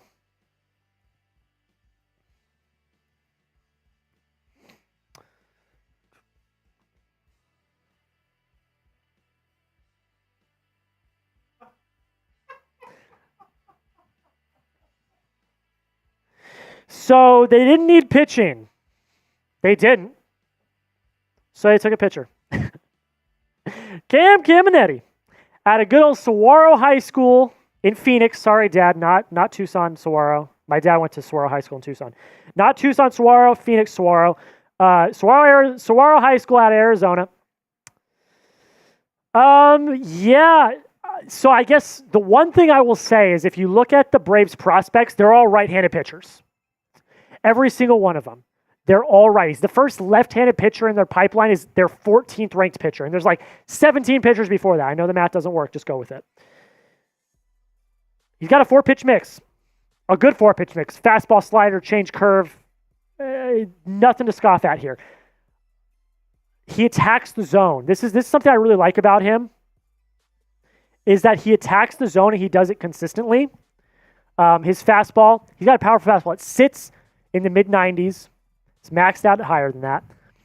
He attacks the zone and he does it well, and he's got a very repeatable delivery, which I like. I like that a lot. Although he is inconsistent with some of the finishes on his pitches. And with that, he does leave the ball over the heart of the plate quite a bit. Another con that I have is he does not use his changes. So he has a 4-pitch mix that can be good and can be deceptive, but he doesn't use one of the pitches. So that is a kind of a con. Hey, at the end of the day, though, 52 innings pitched, a .93 ERA. That's ridiculous. It's also high school. 13.2 strikeouts per 9. I don't think you need a pitching. But hey, you got a lefty and you got a bunch of righties. You're good. Name a player you think gets traded at the deadline. So we're gonna let's talk deadline here for a minute. I think Eric Fetty. I think Garrett Crochet. Those are two big names from the White Sox. Jazz Chisholm is linked to the Yankees. That would make me want to throw up as a Red Sox fan. What do you guys think? Taylor Ward, I'm seeing. That's an interesting piece. David Decker's saying Jazz. Mike Dill says hot take Bo Bichette. I'm going to be honest with you, that's not a hot take, though. He's been in a bunch of rumors. Bo Bichette's been in a bunch of rumors. Jesse Winker, I could see that. That would be an interesting one. John gives Cam a B+. I'm going to give it a C. And the reason why is fit. It's fit. You don't need pitching. A lefty, sure. Okay, I get that. I do get that. But Caminiti, I don't know. Maybe they just didn't like the crop of prospects that was left. Maybe that's it. I don't know. Maxwell said, I really feel like Vance was a steal for the Orioles at 22. I agree. And that's one of my favorite picks of the night. I think Vance Honeycutt at 22 to the Orioles is one of my favorite picks of the night. I think that the Orioles, how can we keep letting them get away with this? How can we keep letting the Orioles get away with this? Daryl gives Cam a B. Young Wizard King says, hopefully Trout. I just don't see that. I don't see Trout. They're not going to trade Trout, I don't think, unless he wants to be traded. And he is so loyal to a fault. To a fault. He's loyal to a fault. Brent Rooker is going to... I want him on the Red Sox so bad. The draft process from that front office is just magic since Maxwell. Yes. I mean, come on. You got Gunnar Henderson in the second round. Come on. Adley, number 1 overall. Okay, cool. Jackson Holiday, top 5 pick. Okay, cool. Gunnar Henderson,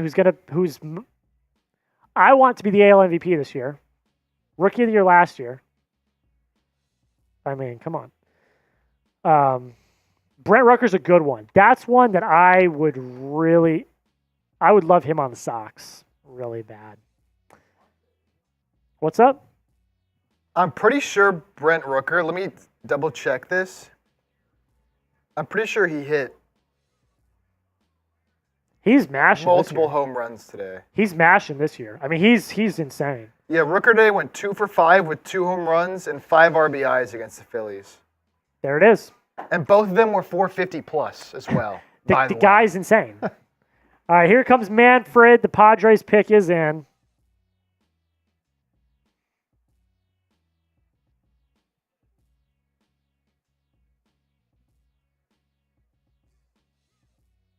Okay.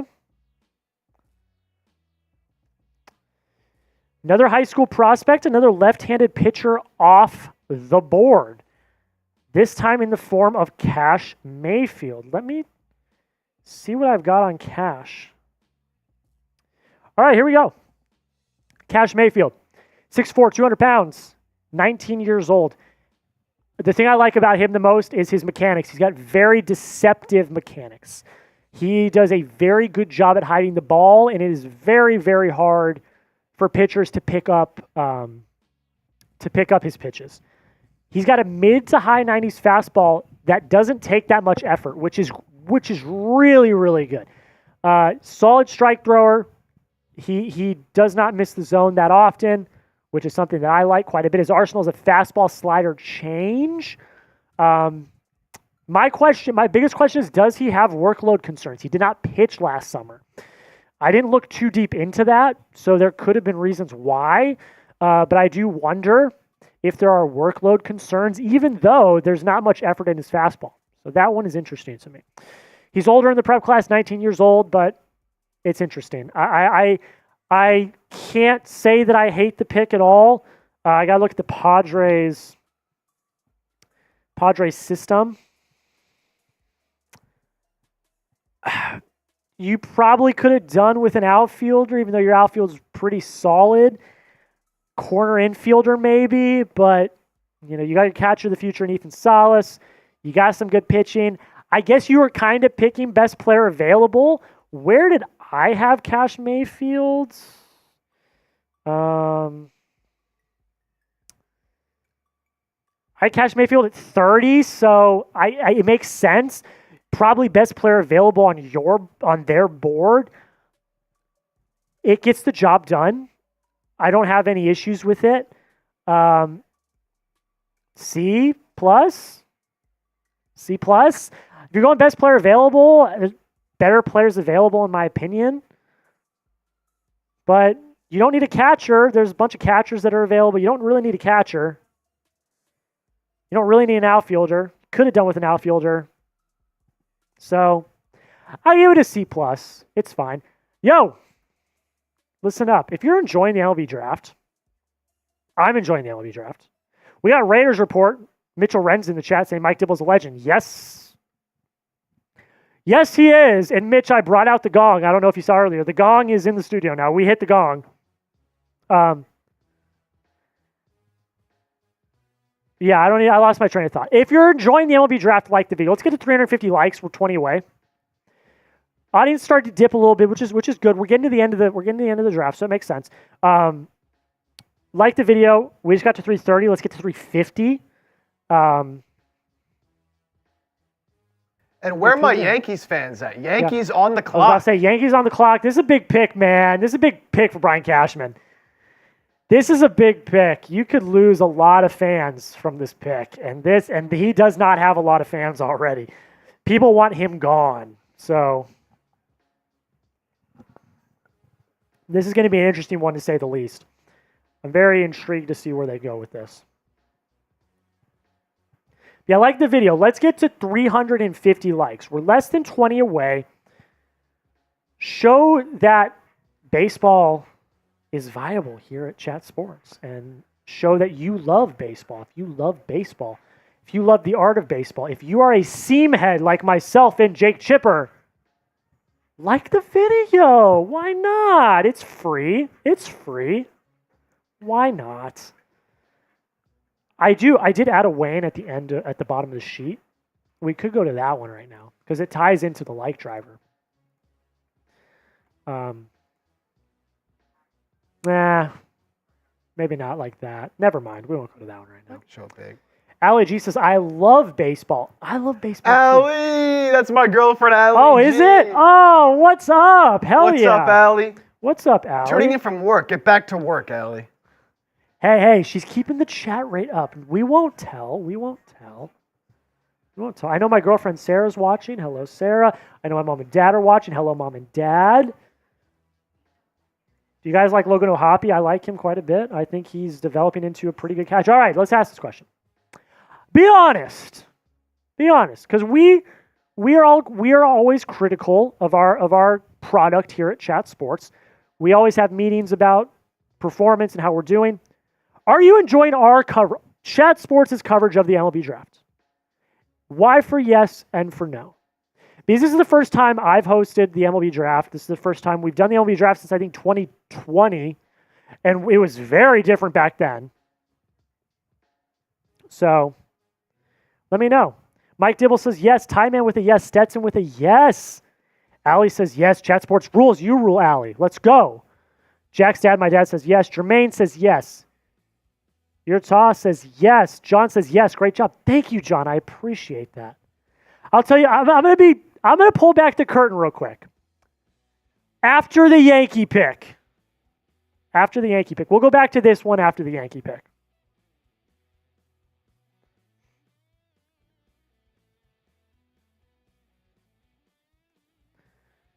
All right.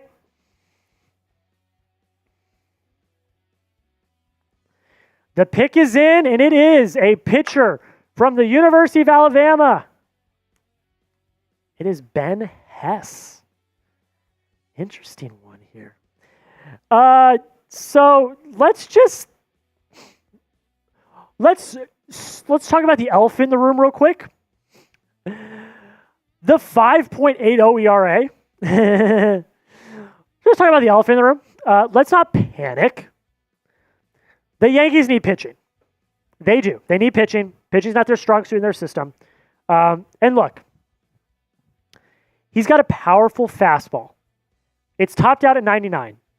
I think with a little bit of development, you're getting that thing to triple digits. He's got a powerful, powerful fastball. He has a solid slider. He's got a very good two-pitch arsenal, like a very, very good two-pitch arsenal. And his delivery / his frame, I think should lead to durability. 6'5", 255. His delivery smooth. Not a lot of effort goes into his delivery, so I like that quite a bit. But he does have a pretty deep injury history in college. That's not great. His control has regressed, so that's going to need to be righted. That's why that ERA is so high. He's got 14 strikeouts per 9, but the ERA is high because he has control issues, and he has lost faith in his changeup. So he's got that two-pitch arsenal with the fastball and the slider. He also has a changeup, but he doesn't have faith in it. He doesn't have faith in it. So, look, I had him.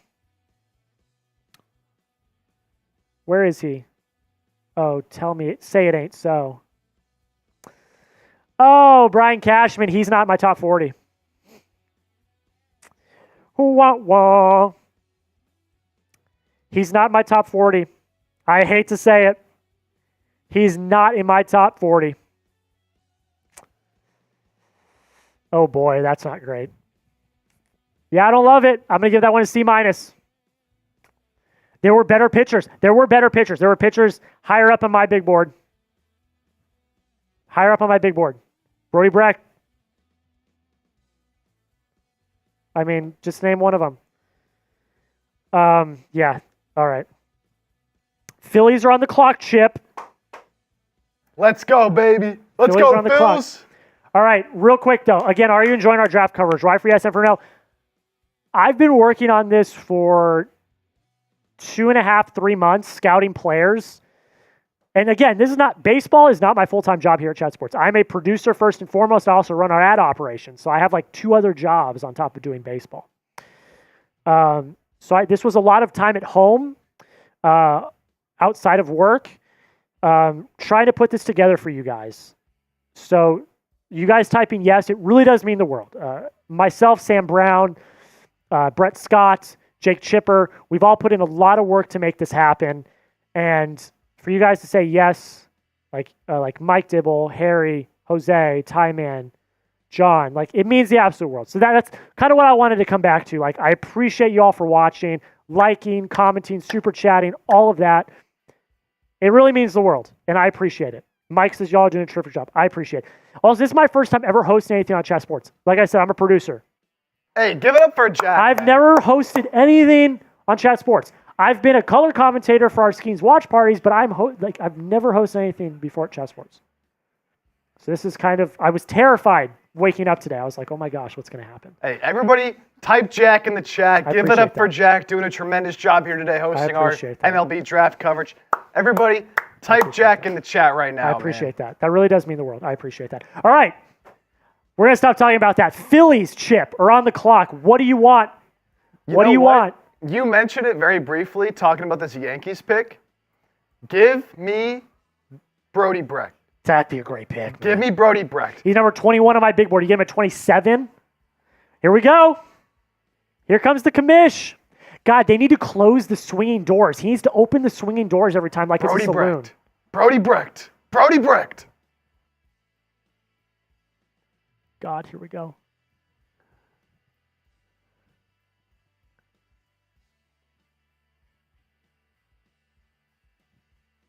Not Brody Brecht. Dude, another high schooler. Are those boos? Okay. It's Dante Nori. Outfielder out of Northville High School in Missouri. 5'10", 190. I don't have any stats on him. Couldn't find him. He's a high schooler. All right, Chip. Here's my scouting report, okay? Very advanced plate approach for his age. He controls the strike zone very well. He's very good at that. He's strong. He is strong. But he focuses on line drives, not not home runs, which is actually a good thing because if you focus on hitting line drives, the ball will carry and it will go. Above average runner. Very solid arm strength.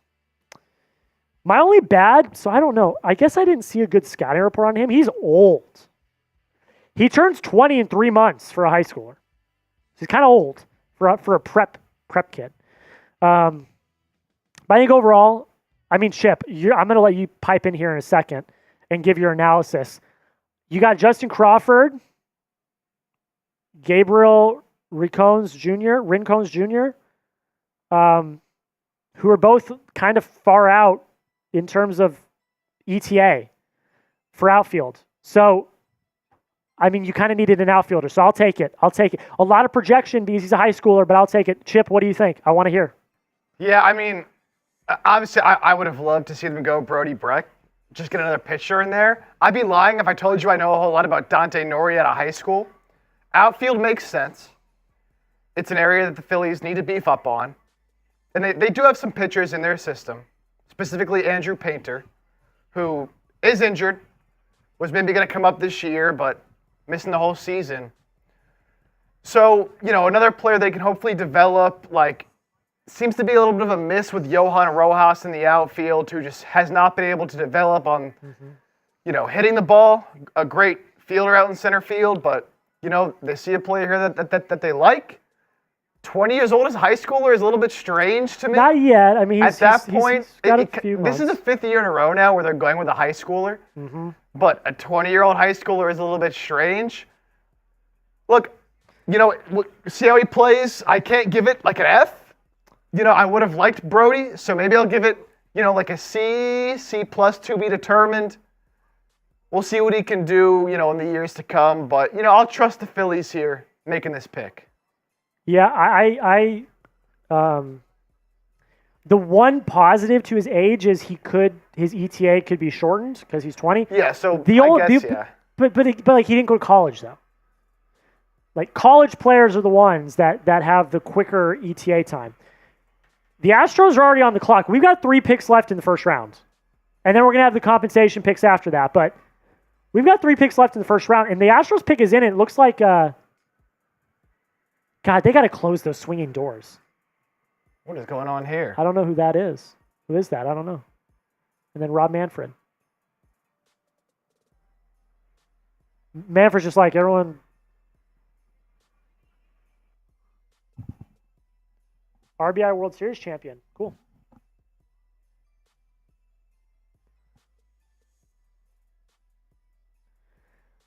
Okay. Let me look at their pipeline real quick, but this could I could dig this one quite a bit. Yep, I dig it. Okay, let's look. Walker Yannick out of Sam Houston is the pick for the Houston Astros. I had him number 24 on my big board. So you get him at number 28. Great value. I like it quite a bit. He is a good, well-rounded hitter. Hits for contact, hits for power. Third Sam Houston State player picked in the first round in the MLB draft. That's cool. That's really cool. He one-dotted OPS last year. 1.185 OPS last year, 17 home runs, 58 RBIs. Great bat speed. He's got really, really good bat speed. That's a reason why he's hitting so many home runs. He is an excellent defensive catcher. Excellent. He's so good. He won the Buster Posey Award this year. Excellent defensive catcher. And he has above average speed. So that's great. The bads. Chases, pitches a lot. He chases. He struggles. And he is pretty pull happy. Some believe his speed won't translate to the league either. We'll see. But you needed a catcher. This was a big need for the Astros. And I think you got the best one. In my opinion, you got the best one on the board. So I like that quite a bit. That's good. I like it. $1 super chat from Joey DeLuca. Let's go, Joey. Thank you so much for the support. Thank you for super chat. You're a real one. I know you're a real one. I've seen you around Marsh's streams. You're a real one. Here's our super chat menu. if you are so inclined as to donate. Every 250 likes is pitch clock. We already had one successful pitch clock tonight. Any super chat gets you on the show, just like Joey DeLuca. $10, we talk about your team. I get in depth on who they've picked or who they should pick. The trade deadline, are they going to buy or sell? Every $20 super chat is a Bean Boozled. Chip still has to do one. He hasn't done one yet. Make Chip do a Bean Boozled. And $100 is a beer bong. Chip, let's recap the picks so far, because we're 28 in now. We've got 2 left in the first round, then we've got all the comp picks after that. So all the way back at number 1 overall, we had Travis Bazzana. Chase Burns went number 2. Condon 3. Nick Kurtz number 4. Hagen Smith number 5. Caglianone at 6. I think one of my favorite picks of the day. JJ Wetherholt 7. Christian Moore 8. Connor Griffin went 9. Seaver King went 10 to the Nationals. Bryce Rainier, one of my favorite prospects, went 11 to the Tigers. Braden Montgomery went 12 to the Red Sox. I hate that pick. James Tibbs went 13 to the San Francisco Giants. Cam Smith, 14 to the Cubs. Gerangelo Senja, didn't have to look at my pronunciation guide that time, went to the Mariners. That's another fun pick that I really, really liked. PJ Merlando went to the Marlins. Braylon Payne to the Brewers. Theo Gillen to the Rays. Carson Bench to the Mets. Trey Yasavage to the Blue Jays. Kalen Culpepper to the Twins. Vance Honeycutt to the Orioles. Kellen Lindsey to the Dodgers. Cam Caminetti to the Braves. Cash Mayfield went to the Padres. Ben Hess went to the Yankees. Dante Nori to the Phillies. And Walker Yannick went to the Astros, and that is where we stand right now. We do not have a best players available board, Mike Dibble.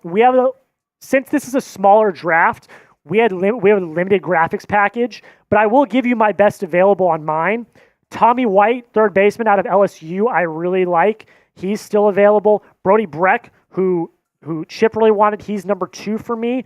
I really like him. Ryan Waldschmidt out of Kentucky, an outfielder, is one that is still on the board that I really like. Malcolm Moore, a catcher from Stanford, and Slade Caldwell, an outfielder, high schooler out of Arkansas. Those are my top 5 still available. So, yeah. Pretty good. I go to school with Cash Mayfield. Hey, congrats, Dylan. You just got drafted. That's awesome. Jack, listen to this. And yes. ball edits, this might answer your question a little bit. Of why the Phillies took Nori. Is there a tweet? So not a tweet, but supposedly, not supposedly, this is true.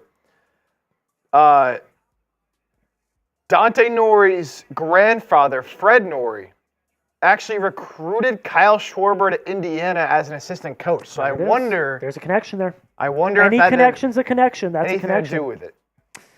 That's a connection. Any connection is a connection. That's a good one. I also kind of feel like ball edits that it's a little bit of a Johan Rojas. Yeah, for sure. Backup plan / replacement. Because he's fast, aggressive on the bases. All right, 29th pick to the D-backs.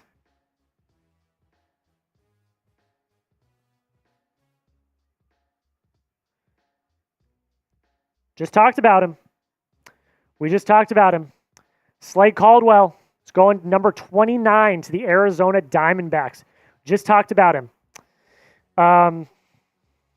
One of my best available out of high school. 5'9", 182. Don't let the height deceive you. He has explosive, and I mean explosive athleticism. You just look at that photo. He's ripped in that photo. Like, it's insane. He's got a really smooth swing, like very smooth swing, and his discipline is very, very good. Hits the ball at all fields, very consistent. He's a plus runner, and he is a solid defender. He does lack some physicality due to his size, but still, he's really good athlete. Doesn't have the strongest arm. Might force him to play in left field, and he will always be hitting more for contact than power. That's probably one of the downsides, but I think he's a very solid developmental prospect, especially for a D-backs team that you've got Drew Jones. That's kind of it. And Drew Jones, as we all know, if you know, has not really panned out for the D-backs so far. Got to watch him in the Futures game yesterday. He didn't have a great showing. So this is an interesting one. I'll give this one off the top of the dome a B. Just straight up B. I'm gonna give this a straight up B. I think it's a good one. I think developmentally he has the potential to be a very explosive, solid player in the major someday. It's a high schooler. It's like 18 years old. So it's going to take some time, but I like it. I think it's a pretty good one. Okay. Who's been the best pick so far? Let me look. Yeah, what do you think, Jack? You had to pick one guy so far. See, here's the thing is it's just you got to think about like fit and you have to think about value. Ooh. I mean, Bryce Rayner to the Tigers I like. Caglianone to Kansas City. I mean, that's at 6, like. Yeah, I mean that's a steal. Honeycutt. Yeah. On MLB's pipeline though, he was number 22 and the Orioles had the 22 overall picks. They kind of right in line. The value there may not be that good. I hate the Ben Hess pick. Sorry, Yankee fans. Trey Savage, I'm looking. MLB had him ranked the 11th overall prospect. He got taken 20. Wow. That's really good value. I would have loved him at the Red Sox, but whatever. I mean, I'm going to say Caglianone. But the Savage one's really good. That's great value. And I'm just going to say Vance Honeycutt for the fit and for the team he's going to. It might not be a good value pick, but you're picking BPA there, and he was the best player available. Yeah, can't be mad at that. Yeah. What about you? What do you think? You like Honeycutt. I like Honeycutt a lot. I was hoping he was going to fall to the Phillies. I just think he's a gamer, man. Yeah. So, and as you said, going to the Orioles, dude, like, of course. That's deadly. But if we're just looking overall so far at the board and value-wise, like, I think Caglianone should have gone top 3, and he went 6. So, to me, that has to be, in my opinion, the best pick when you consider, I feel like at the top of the draft, when you can get a steal like that, a player that should have gone top 3, even if he only slid 3 spots down to 6, in my opinion, that's a far slide for a player that should have gone top 3. Great value. I'm going with Caglianone, man. Some people are asking, is round 2 tonight or tomorrow? It is tonight. It is happening tonight, but it's like not like being aired anywhere. So we're just doing round 1 tonight. But yes, it is happening tonight. So make sure you're on Twitter and checking it out.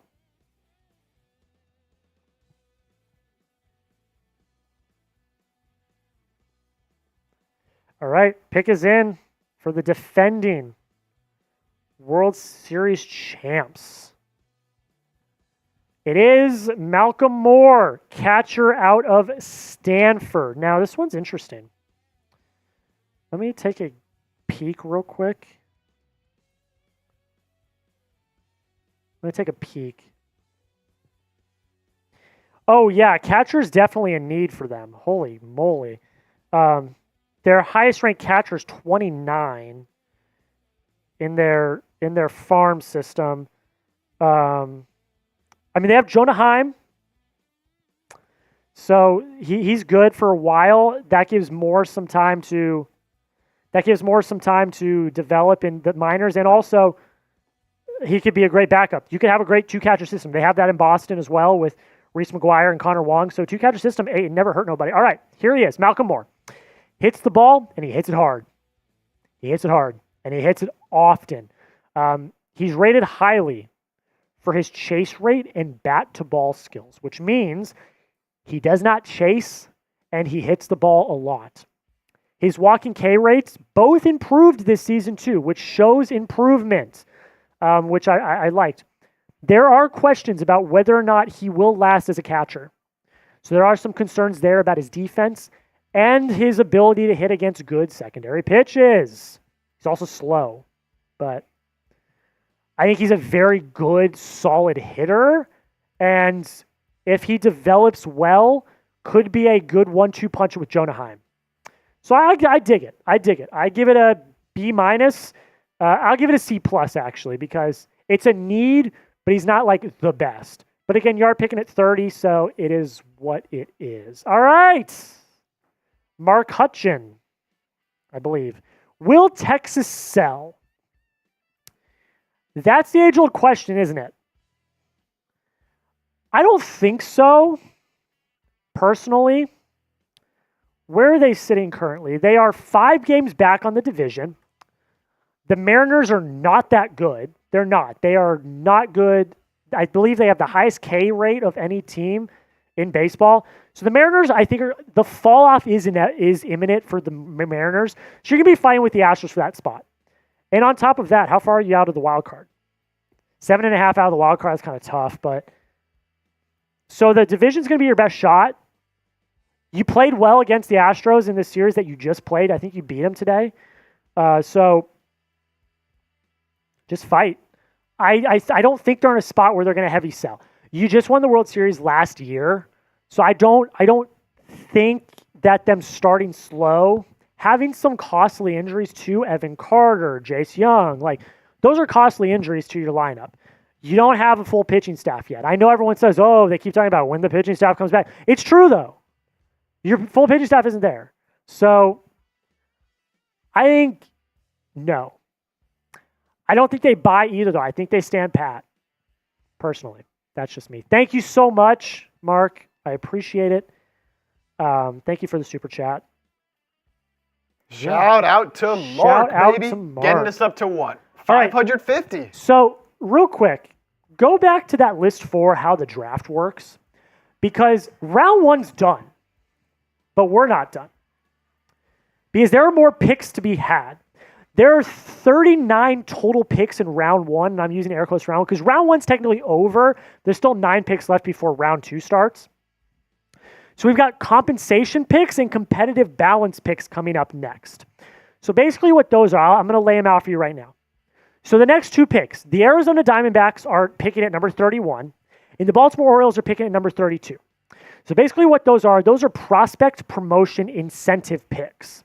And what that means is if the player was rated as a preseason top 100 prospect in at least 3 of MLB Pipeline, Baseball America, or ESPN, was on the team's opening day roster and wins Rookie of the Year, the club is awarded a promotion pick. Corbin Carroll, Gunnar Henderson. That's why they have those picks. Then at number 33, we have the Minnesota Twins. They just have a straight-up compensation pick. The reason why is because they gave Sonny Gray a qualifying offer. They gave Sonny Gray a qualifying offer this past offseason. And he did not take it, and he signed with the Cardinals for over $50 million. So therefore, the Twins were awarded a compensation pick. Okay? Does that make sense? Competitive balance picks. Competitive balance round A. There are 6 picks. The Brewers, the Diamondbacks, the Guardians, the Pirates, the Rockies, and the Nationals. Okay? These picks are teams that are the top 5 smallest markets, or top 10 smallest markets or top 10 smallest revenue pools receive the additional pick. So there's a competitive balance pick after round 2 as well, but the Brewers, D-backs, Guardians, Pirates, Rockies, Nationals all have their picks now. Now, the Brewers, this was originally Baltimore's pick, but the Brewers acquired this pick in the Corbin Burns trade this offseason. Okay? The Nationals, this pick is from the Royals, and they actually got this pick yesterday. They acquired the pick from the Hunter Harvey trade that happened yesterday. So that's kind of how that works. Does that make sense? Does that make sense? Pretty good explanation there. Like, I read literally off of MLB's website what they were. Does that make sense? And then after these 9 picks, round 2 will start. So it's weird. It's different. They're like comp picks in the NFL for different reasons. But then there's the competitive balance picks, which are different. So All right. Yeah, so dude, let's do this. So we are going to, after round 1 concludes, we're going to do a cut of, we're gonna do a tracker. So we're gonna go over every pick, and we're gonna go over winners and losers and grades, and then we're gonna get on out of here. So let me know, biggest MLB draft winners from day 1. Who's your biggest MLB draft winner? Let me know. I'd say the Royals. Yeah. The Royals. The Blue Jays, maybe, with Savage. Honeycutt, I would say, for the Orioles. Not based on value, but based on just the pick. I think the pick is perfect. Guardians make the right choices. Mike Dibble. David says Royals and Guardians. I mean, the Guardians, too, of course. All right, Chip, can you do some shout-outs? I want to run to the bathroom real quick before these comp picks start. Yep. You able to do that for me? Yep. Thank you. All right. Keep getting in the chat here. I'm giving shout-outs to everybody. Ty Man says Guardians are the biggest winner. David Decker, Royals and Guardians. Joey DeLuca, F every team except my Yankees. Joey, how do you feel about that Yankees pick, man? Because to some, could be considered a little bit of a stretch to go with Ben Hess at number 26. David Decker, go Nats. Let's do this. Who's still hanging out with us? If you're still hanging out with us, I want you to shout out your favorite team right now. What team are you a fan of? I want to see how far and wide our audience is watching from right now. David Decker says the Nationals. Of course, the Nats tonight went Seaver King. Spamming the Nats, baby. We're going to die hard here. Richard Hacker, Cleveland Guardians fan, congrats to you on making the right pick at 1. Going with Bazzana. We got Chris Lauderay, shout out, with the Sox. Trust me, Jack's always talking about his Red Sox, man. We got George Patterson going with the Braves. King Trent TV going with the Orioles. Jonathan Putten going with the Cubs. I don't know if I've seen another Cubs fan. You might be the first one here. You might be the first one here, Jonathan. We got Charlie going with the Pirates. Charlie, how excited are you to watch Paul Skenes start the All-Star game? That's got to be just a great feeling, a great pride in your organization and a sense of accomplishment. That's got to be awesome. Let me know, Charlie, how you're feeling about that. Curtis Lee going with the Astros. Mike Dibble, of course, Mike Dibble saying the Guardians again. Congrats on that pick. I'm hoping it works out. It seems like it will. Charlie says, I'm hype. I'm gonna be locked in, I'll tell you that. Because I love to watch Paul Skenes pitch. Anthony Benson and Ball Edits siding with me, going with the Phils. Rocking with the Phils. Shout out to the Phils fans. Curtis Lee says also shout out to the Rockies with my friends, so shout out to the Rockies there.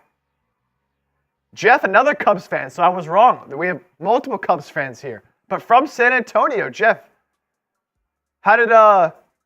Are you from the Chicago area and moved to San Antonio? Let me know how you ended up a Cubs fan from San Antonio. Yeah, Ballette, it's best record in baseball. John's a Reds fan.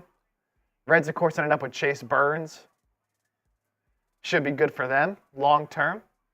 Joey DeLuca, of course, the Yankees fan, man. Shout out to Marshall Green. Shout out to the Knicks now.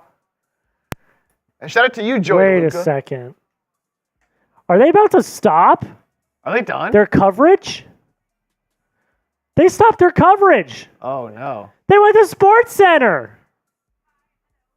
Oh, no. What? All right, I'm just going to have to look on MLB.com then. See, this is why you watch us. So we got our first pick in. So let me throw it in real quick. This is why you watch us and not them. Because we're going to have the picks. They're going to Sports Center right now, man. They're on Sports Center. But we got you. We do have the first pick from the Diamondbacks is in. Just throw that one in there. Oh, they're coming in fast and furious. Okay. Give me 1 second. I'm putting in the second one too. Okay, those are both in. All right, Ryan Waldschmidt goes to the Arizona Diamondbacks. Let me look. All right, Ryan Waldschmidt goes to the Arizona Diamondbacks, outfielder from Kentucky. Really good combo of power, contact, and plate discipline. His defensive versatility, he has defensive versatility, but he's probably going to stay in the outfield. And he's had really impressive performances against high-level competition in the SEC. I mean, no doubt. I mean, he's played really, really well. He had a 1.0 OPS, 1.090 in 14 home runs. Now, I will say he has had 2 major injuries in his short career. That's nothing to scoff at. And there are concerns that he doesn't have huge defensive value. But overall, I think solid pick for the Arizona Diamondbacks. And then with the next pick, Griff O'Farrell, shortstop from Virginia, goes to the Baltimore Orioles. He's got plus instincts and plus makeup, which means he's a smart-ass kid. Basically what that means. He is very impressive when it comes to his contact and plate discipline. Also an above-average runner. So again, this is another one of those like chaotic type players that if he gets on base, which he does quite often, it can be pretty dangerous. Which, again, I love players like this. He works at bats really well and walks a lot. All right, let's go. We made it to MLB Network. They're still doing it. Cool. He doesn't have any elite tools, and he's got average strength, but look, man, he's a smart kid, and he's a grinder. So I think I got nothing but good things to say about this pick. And again, it's a comp pick, so it's a free pick. It's not even like your pick. It's a free pick because Gunnar Henderson won the Rookie of the Year. So you can thank Gunnar Henderson for that. All right. We're about coming to an end here. We've got 7 picks left. So make sure you subscribe. Don't make like I have a feeling after our performance tonight, large part and thanks to Mike Dibble, that we might be doing the MLB trade deadline, and you don't want to miss that. So make sure you subscribe and like ESPN. They got done with picks 1 through 30, and they're like, yeah, we're going to bounce. We're just going to go to Sports Center. What? Sports Center? What? We're just going to go to Sports Center. It's the biggest week of the year for baseball. It's not the World Series. With the All-Star Game, the Home Run Derby, all this. And we're just going to go to Sports Center. We didn't go to Sports Center.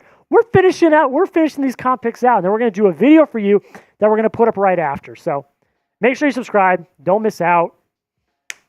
We got you covered. Pick is in. Number 33. Kyle DeBarge, shortstop out of Louisiana Lafayette. Oh, boy. Chip. I don't have any notes. Oh, this is interesting. The Twins had 2 picks tonight. They took shortstops with both. All right, I got to pull up. This is the first time I got to pull up MLB's notes to see what we're working with. He was in the top 75, so there's a photo of him. But, okay, here we go. He's small, 5'9", 175.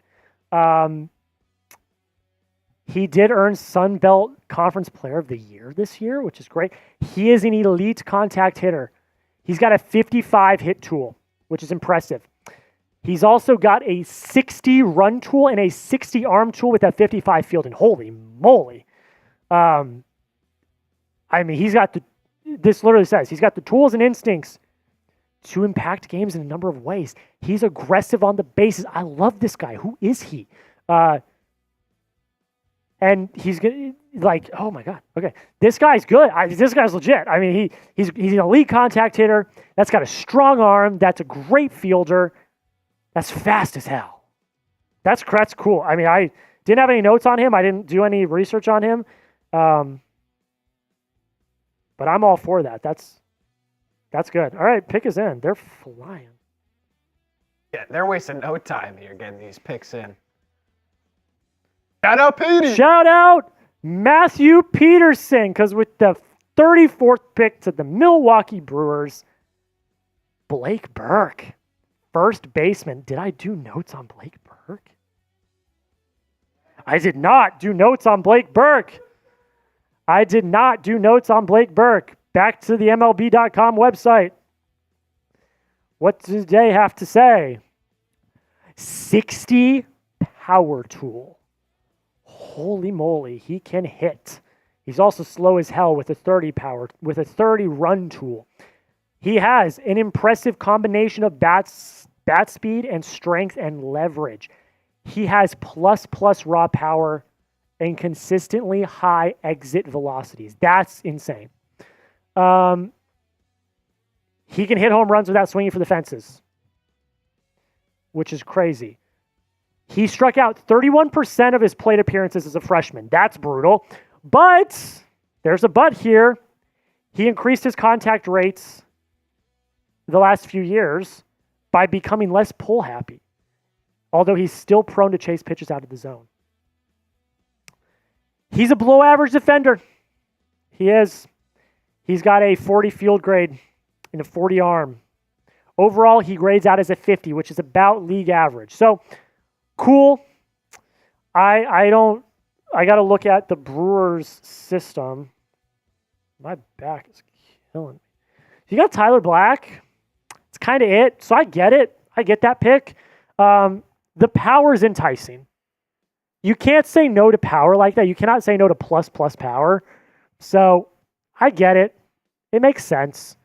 So yeah, Blake Burke going to the Milwaukee Brewers. Most underrated player in the draft. Who is the most underrated player in the draft? You could say Vance Honeycutt for going number 22. But I think people kind of know, you know? Yeah, like people saw what he did. I feel like you can't be underrated if people are saying all the time that I think you're like underrated. people are starting to be like, yo, this guy's like really underrated. When everyone starts saying you're underrated, you're not underrated. You're properly rated. So you can't say Vance Honeycutt. You got to say somebody else. I mean, Trey Savage went 20. He was ranked 11. So I don't really think that's considered underrated. All my people out there in the chat, is there a player that hasn't been picked yet that you think is underrated, that should have been picked? Who the hell is this? Chip. Oh, man.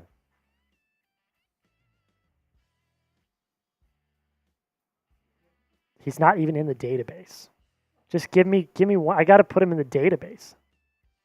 Who is this? Sports News says the most underrated player is Brody Brecht. So does Keegan. I like that one. Guys, this guy is not even in our database. I literally have to build the input all the info right now. Who is this player? This is the Diamondbacks' third selection of the first round. Who are you, sir? I don't know who you are. Shortstop.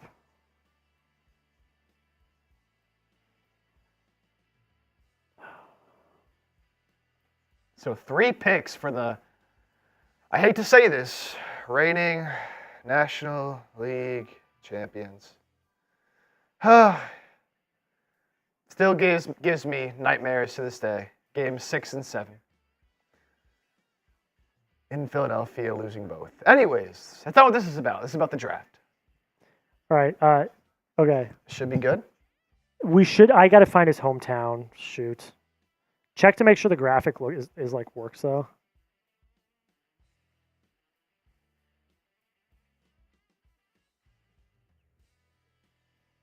All right, Whitefish Bay is, I think. Oh, we're not going to do. There's no photo. Okay. Hometown should be coming up in a second. There we go. All right. We don't have a photo. I just had to make the graphics because I had no idea who this guy was. J.D. Dix out of Whitefish Bay, Wisconsin.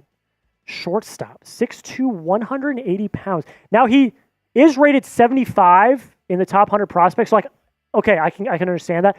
A lot of prospects that I have ranked higher haven't gone yet. So I don't understand it. Maybe he's the best shortstop on the board, but I don't even think that's the case. There's got to be a better shortstop. Yeah, I think I'm looking at 3 better shortstops right now that are high school, in my opinion. Okay. 55 hit tool, 55 run tool, 55 arm, 55 field. I mean, that's good. That is good. When league average is 50 and you're doing 55 across the board except for power, that's above average. So I don't know a lot about him, so I'm not going to judge a book by its cover, especially since it's what am I doing here? Especially since it's a high schooler. But I just don't know. The fact that we had a player that did not have a photo, I was so confident that we would not get to this point where we had to make a graphic and not have a photo. This guy does have a photo, I can confirm. 36 to the Cleveland Guardians. Braylon Dottie? That's one I actually don't know, so I apologize. The great part is, 1, we have graphics. 2, I think I have notes. I do. Here we go. Very easy mechanics on the mound. And he is very good at pounding the zone with strikes. It's one of his biggest strengths. He's got a fastball with heavy movement that has hit 95, which is awesome. Again, remember, league average is a 50, okay? He grades 55 fastball, 55 curve, 55 slider. His changeup's a 45, his control's a 50, so he grades out overall as a 50. So that's about league average. His arsenal includes fastball, curveball, slider, change, like we already talked about. Doesn't use the changeup much, like we already discussed. It's rated at a 45, and he's young, so there's a lot of projection. He's 18 years old. So that's a solid projection piece. Again, these are free picks. You know, these are free picks. So like, there's no bad pick that's a comp pick, unless your name is JD Dix and I have no idea who you are. Next pick is in for the Pittsburgh Pirates. It is Mr. Levi Sterling, right-handed pitcher out of Notre Dame, California. Notre Dame High School, California. Do I have? I do. You might not have a graphic for it, but I do have notes. Very solid fastball. It already hits the mid-90s, and he is 18 years old, so that's really good. You combo that with a really impressive curve and sweeper, you got a really solid 3-pitch mix. I mean, just really, really good. A repeatable delivery, constant strike thrower. As a high schooler, that's what you like to see. His stuff has started to trend in the wrong direction a little bit, so he's going to have to work on that. Is that an injury thing? Is that just an effort thing? I don't know. The changeup does need to be developed a little bit. He has a changeup that needs to be developed a little bit. So he could have a really solid 4-pitch mix if he develops a changeup. He's already got 3 really solid pitches to go after. So, yeah, I think solid stuff overall. Again, a high schooler, so it's hard to project. I think if there's one team that is absolutely excellent at developing pitching, it is the Pittsburgh Pirates. All right, we are coming down to the end of the road here. Got 2 picks left. But let me know, who's the GOAT of baseball? Wow. This one, I have my winner of the draft right now. I have my winner of the draft. My winner of the draft has just emerged, ladies and gentlemen. And it is the Colorado Rockies. They are the winner of the draft. Because Brody Brecht just went number 38 overall. He was the 21 ranked prospect on MLB.com. This kid is nasty. 14.7 strikeouts per 9. 6'4", 235. He's got some of the best stuff in the college class. He just went 38. His fastball has hit 100 miles an hour and hovers in the upper 90s. He's got a nasty slider that leads to a powerful 1-2 punch. It's absolutely crazy. A few cons, he does have a high walk rate, and that comes from lack of command that we really haven't seen much improvement from. If he can improve on the command bring down his walk rate, this is going to be an insane pitcher. And you couple this with Charlie Condon at 3. This is the best. This is the draft. This is the best. This team had the best draft. Any Rockies fans in here? Yeah, we're the Rockies fans. Because great job. Great job. Now you're literally picking BPA there. I mean, I wanted Brody Brecht at 27 for the Phillies. I was hammering the table. Insane. That's incredible. That's the pick of the draft. This is the great. It's great. Chip, what I'm going to do, I'm going to send you a list of players I want to focus on in the cut. So we don't have to go to like the graphic for every player. Like we can do the selection graphics. And then I'm going to send you a list of players I want to focus on and talk about for like a minute or so. Does that make sense? Yeah, and I'll just do like the scouting report for those guys. Yeah. Like we'll go to the scouting report for like those guys. Yeah. Everyone else just like the normal full screen. Yeah. So like we can have the list. I'll be like, this guy went here. This guy went here. This guy went here. Let's talk about him. Does that make sense? Does that make sense? Yeah. It's a tracker cut. It's a tracker cut that I'm going to go in depth on some more prospects. Sorry, guys. Behind the scenes talk. Inside the walls of Chat Sports talk. Excuse me. Time it. How'd you feel about the Guardians pick of Braylon Doughty? Doughty, I believe. It sounds like it's like Daughtry, like shout out Chris Daughtry, but without the ER at the end. It's just Doughty. Time man, you would have rather had Brody Brecht. I understand. Not just Bazzana. Just him. No one else. Just talking Bazzana for 8 minutes.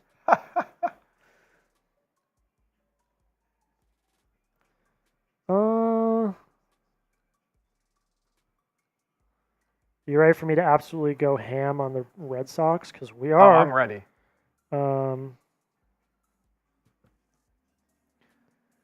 Jella, Marlins fan in the chat. Shout out the Marlins.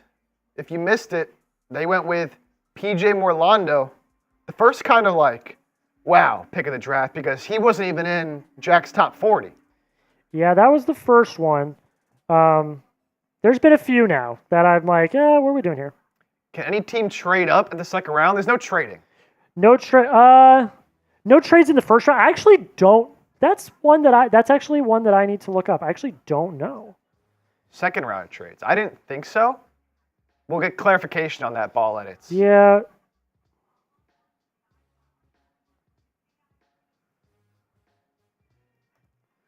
In 1 sec, guys. I'm sending a list to... You focus on that. I'll look this up. Send the list to Chip about what we want to cover. No, yeah, you can't. There's no trades at all. Yeah. No trades at all. All right, that's the list. And the last pick of the night is in. So I'm going to put it in right now. It's in the MLB CBA, which the players and the organizations obviously come together to agree upon. There is no trading. I assume that's because of baseball. They want competitive balance. Yeah. They don't want teams just trading picks left and right. Which I think is good. I don't have any problem with that at all. Okay. Do we get the last pick here? Yeah, the pick is in. Mike, so when I go, I'll send you a photo of like the options and you like pick. Like I'll send you a photo of a few options and I'm going to pick. Justin, are you guys going to cover this around? No, what we're going to do is we're going to do a cut of everything that happened in the first round. And then viewership seems to be slowing down a little bit. So we're going to sign off, get on out of here. We've already been live for what? Almost 4 hours. So we're going to sign off and get on out of here. All right. Cam Lomavita, catcher out of California, is the pick for the Washington Nationals. I definitely have notes on him. I can tell you that. All right. He has plus hit tools across the board. He's very impressive. Hits for power, hits for contact. He consistently drives the ball. And he does it to all fields, which is great. Good speed for a catcher, plus arm strength, which you really need for a catcher. But there are some downsides. He doesn't draw walks. His plate discipline needs work. And his framing behind the plate needs work too. Could move to third base in the future. Don't know. But overall, solid pick. I think overall it's a solid pick. And yeah, you need a catcher. He was one of the best available. I will say, we're not really doing the second round. Tommy White, though, goes number 40 to the A's. I love that pick. I like that pick quite a bit. Okay, biggest winner of day one. We're getting ready to get into a cut where we're gonna recap every pick from round one, and then we're gonna get on out of here. We're gonna call it a night.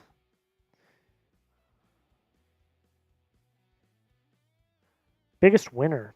Mike Dibble says the Rockies. I agree. I think they're the biggest winner of the night. Charlie Condon and Brody Brecht. That's an insane draft. It's an insane draft.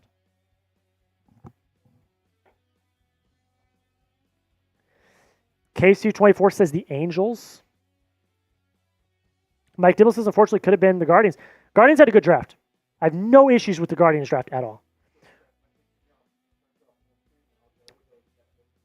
Mm-hmm.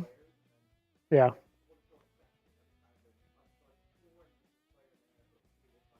Mm-hmm. Yeah. That's cool. When is the Reds' next pick? Let me take a look. Reds' next pick is pick 51 in the second round. Did you like the Dodgers pick? I thought it was okay. They took.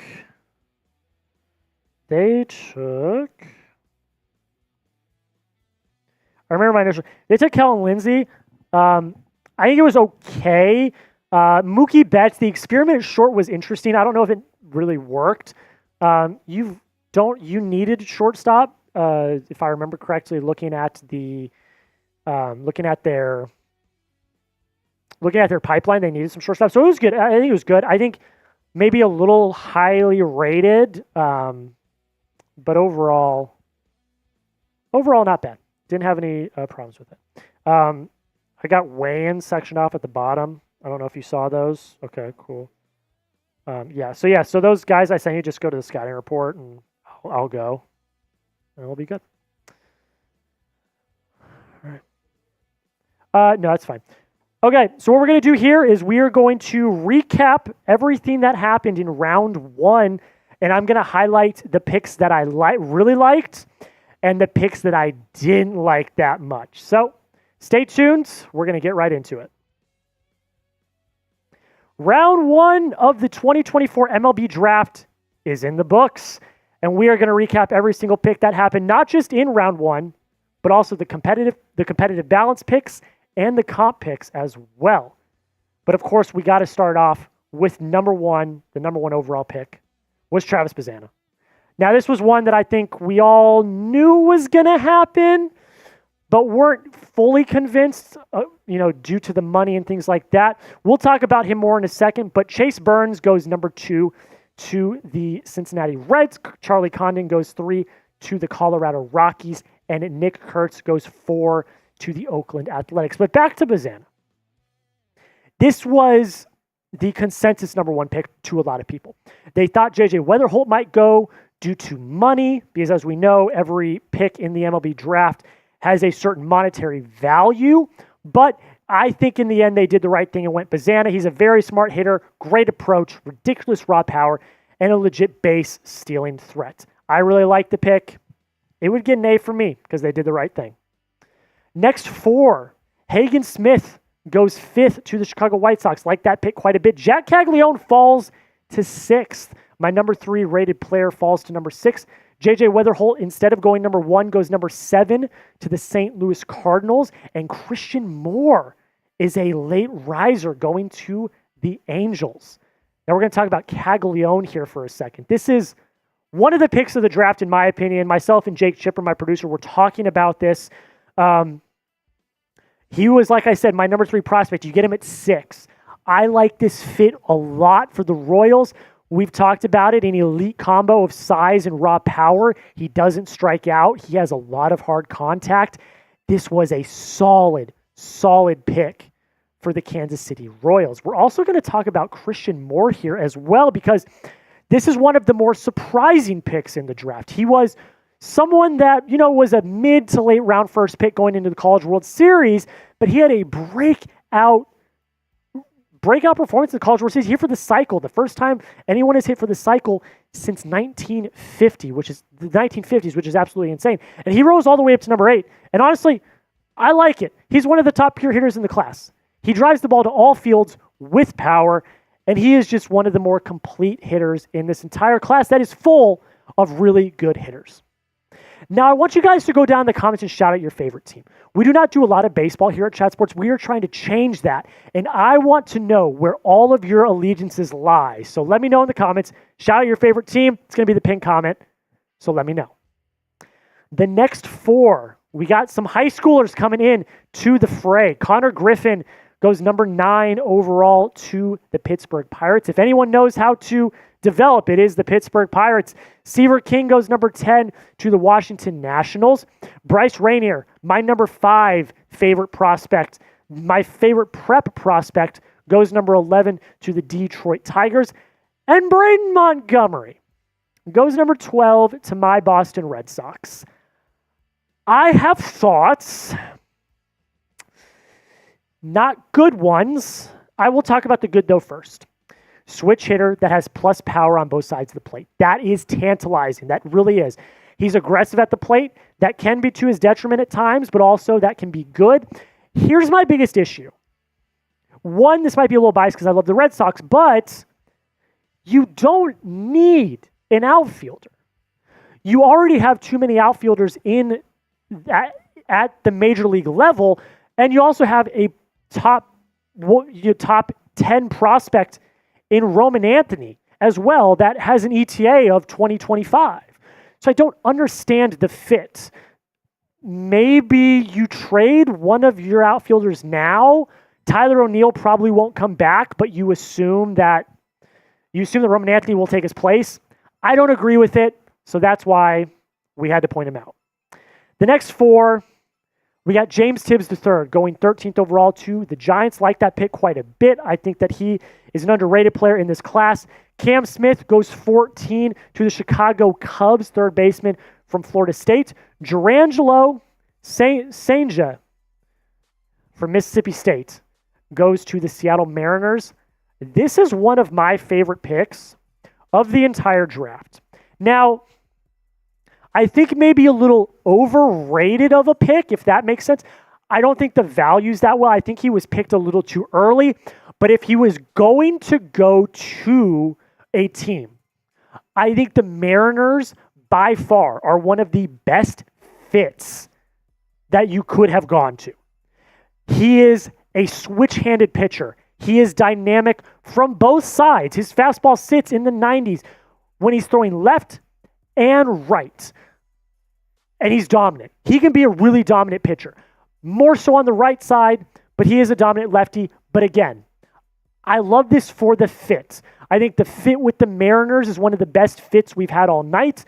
The Mariners know how to develop pitching. This could be an absolute electric factory in Seattle.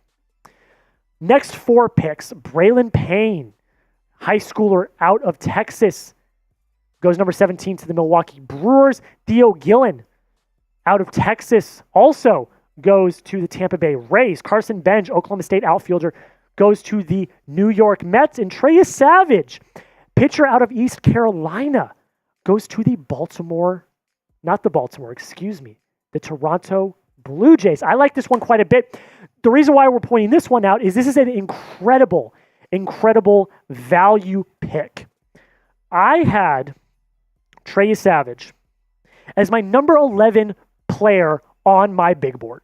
And he went number 20 overall to the Blue Jays. This is one of the best value picks of the night. Not the best. We'll get to that one a little bit later, but it's one of the best value picks of the night. 4-pitch arsenal. That is insane. All great. But his nasty slider and cutter are the best. He has improved his command with his fastball, which is also insane. He's a little more physical than athletic. It is what it is. That can lead to bad control. But I think from value alone, this is one of the best picks in the draft, in my opinion. But I want to hear from you guys. Who do you think was the best pick of round one? I have it multiple. I think Bazzana's good because he was the right choice. Caglianone, I love for the value, as well as Trey Savage, as well as a few other picks we'll talk about momentarily. But you let me know down below in the comments, who do you think was the best pick from round one? Next four, we got Kalen Culpepper out of Kansas State going to the Minnesota Twins. Vance Honeycutt, outfielder from North Carolina, is going to the Baltimore Orioles. We'll talk about him more in a second. Kellen Lindsey goes to the Detroit Dodgers. He is a prospect out of Florida. Cam Caminetti out of my home state of Arizona goes to the Atlanta Braves. Well, let's talk about Vance Honeycutt. I think this is another really great pick. And my God, we cannot keep letting the Orioles get away with this. Look, if he develops the way that people are projecting him to, Honeycutt could come out of this class being one of the best players in the entire class. He has one of the highest offensive ceilings in the entire draft. Plus power, plus arm strength, plus speed. That's insane. Now, I will say, 27.5 strikeout percentage, not great, and that will need to be sorted out. But if he can sort out and he can project like we think he can, this might be one of the best picks in the draft, and we let the Orioles get away with another masterclass in the draft. Next four picks. Cash Mayfield, a high school prospect out of Oklahoma, left-handed pitcher, goes to the San Diego Padres. Ben Hess goes to the New York Yankees out of Alabama. We'll talk more about him in a second. Dante Nori goes to the Philadelphia Phillies, and Walker Yannick goes to the Houston Astros. Ben Hess, I don't know, man. That's not a great pick. He has a 5.4 ERA. It's just not good. Look, first things first. If you're the New York Yankees, you do need pitching. I'll give you that credit. But there were better options on the table, like a Brody Brecht, who we're going to see and talk about later. So I don't think the fit's great. I think for value, it's not great as well. I didn't even have notes for Ben Hess. So that means he didn't pop out on paper for me, like I guess he popped out for Brian Cashman in the Yankees. I think he kind of flubbed this one, if I had to say. Walker Yannick also. I love this pick for the Houston Astros. They needed catching. Didn't have really any catching in their farm system. He's a well-rounded hitter. He's got great bat speed, and I think that this is a really, really solid pick for the Houston Astros. And he's also an excellent defensive catcher. And he's got above-average speed. So all of that, if you are projecting forward, is really enticing, and I think is a really great pick overall for the Houston Astros. Make sure you are subscribed to Chat Sports because, look, we're doing Major League Baseball. We're doing the draft. I mean, that's insane, but it's not even that. We've got the best NFL, NBA, college football. We're doing college basketball and March Madness. We're doing the WNBA. We're doing it all here at Chat Sports. So don't miss out. Make sure you subscribe. We are the best sports channel on YouTube. I guarantee you that is the Jack Lotteray promise. Ending the first round, Slade Caldwell goes to the Arizona Diamondbacks. Malcolm Moore, catcher from Stanford, goes to the Texas Rangers. Now that rounds out round one. Now we go into the compensatory picks. Ryan Waldschmidt goes to the Arizona Diamondbacks in turn for Corbin Carroll winning Rookie of the Year for the National League. And Griffo Farrell goes to the Baltimore Orioles due to Gunnar Henderson winning the AL MVP Rookie of the Year, in the American League. And again, I said, Baltimore Orioles masterclass. Griffo Farrell is an enticing pick. Now, the big elephant in the room is Gunnar Henderson's at short. So you'll probably have to move him, which is okay. But I like him, man. I like his profile. Very impressive contact skills. Great plate discipline. He works at bats. He draws walks. He's fast. He creates havoc. If you're fast, if you get on base and you create havoc, you got a winner in me. I like that pick a lot for the Orioles. More compensatory picks. Kyle DeBarge goes to the Minnesota Twins. We've got Blake Burke going to the Milwaukee Brewers, and this starts competitive balance round A. If you don't know what that means, these are picks given to the 10 smallest markets or 10 smallest revenue pools from the year before. So the Milwaukee Brewers have the first pick, and they took Blake Burke out of Tennessee. J.D. Dix goes to the Arizona Diamondbacks. I had no idea who this was. We had to build a graphic for this one. I don't know. I didn't know who this was, so that's kind of a failing grade for me. Braylon Daughtry, right-handed pitcher out of California, goes to the Cleveland Guardians. And to round things out in the end of the first round, Levi Sterling, a right-handed pitcher out of California, goes to the Pittsburgh Pirates. And if we know one thing, the Pirates can develop pitching. So I like that quite a bit. One of the best picks of the night is Brody Brecht, going to the Colorado Rockies. My winners, my biggest winners are the Colorado Rockies because they got Jack Caglianone. No, they did not. They got Charlie Condon, excuse me. They got Charlie Condon, who was my number one prospect at the number 3 spot. And then you get Brody Brecht, who was a top, I think, 25 prospect. He's top 25. He was my number 21 prospect at number 38. That's the best value pick of the night.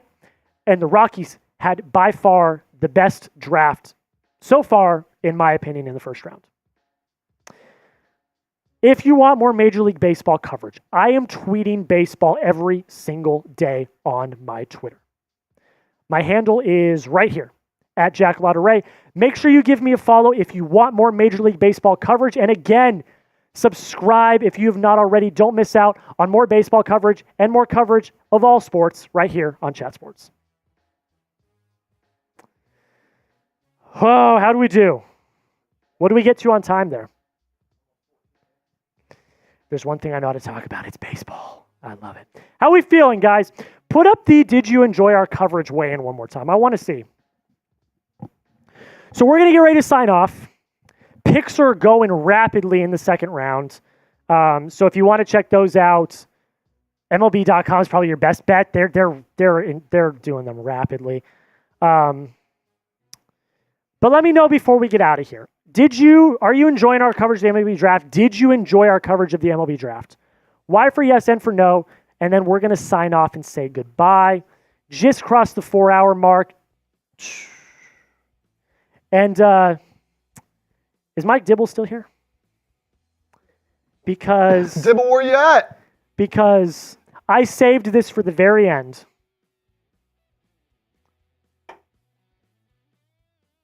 I owed one more shot for Mike Dibble. And I wanted to save it for the very, very end of the stream. Guys, I'm telling you, and all the yeses are coming in. I appreciate that. This was a labor of love. It really was. I love baseball. It is by far my favorite sport. I've been at Chat Sports for 3.5 years. And my mission at Chat Sports has been, let's do baseball content. That's been my mission since I've been here for 3.5 years. So this is a labor of love for me.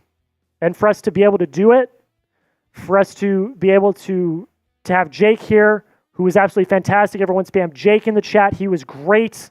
He was absolutely fantastic. To be able to cover the MLB Draft is a dream, something that I've always wanted to do, and that I'm very thankful I have the opportunity to do here at Chat Sports.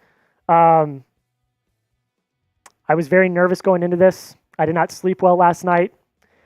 I didn't know how it would go. It was my first time ever hosting an event, let alone a draft.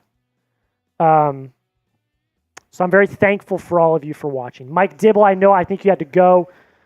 Thank you so much for the super chat. That was incredible. And yeah, this shot's for Mike Dibble. This shot is for all of you. Thank you so much. Keep typing those Y's for yes, N for no, spam and ship in the chat. Hey, while you're at it, spam Jack too, man. It's not easy to come up on here and for 4 hours straight talk in front of this camera to all of y'all. I am tired. I won't lie. So great stuff, man. But this is a big sigh of relief for me. I've been working on draft prep for probably about 2.5, 3 months. This past last week, I was up till 9:30, 10 o'clock at night making the headshots you guys saw in the graphics today. But I also want to thank Sam Brown. He helped make the graphics package. That was huge. Brett Scott, James Yoder, the bosses, for giving me the opportunity. If it were not for them giving me the green light, this would have never happened.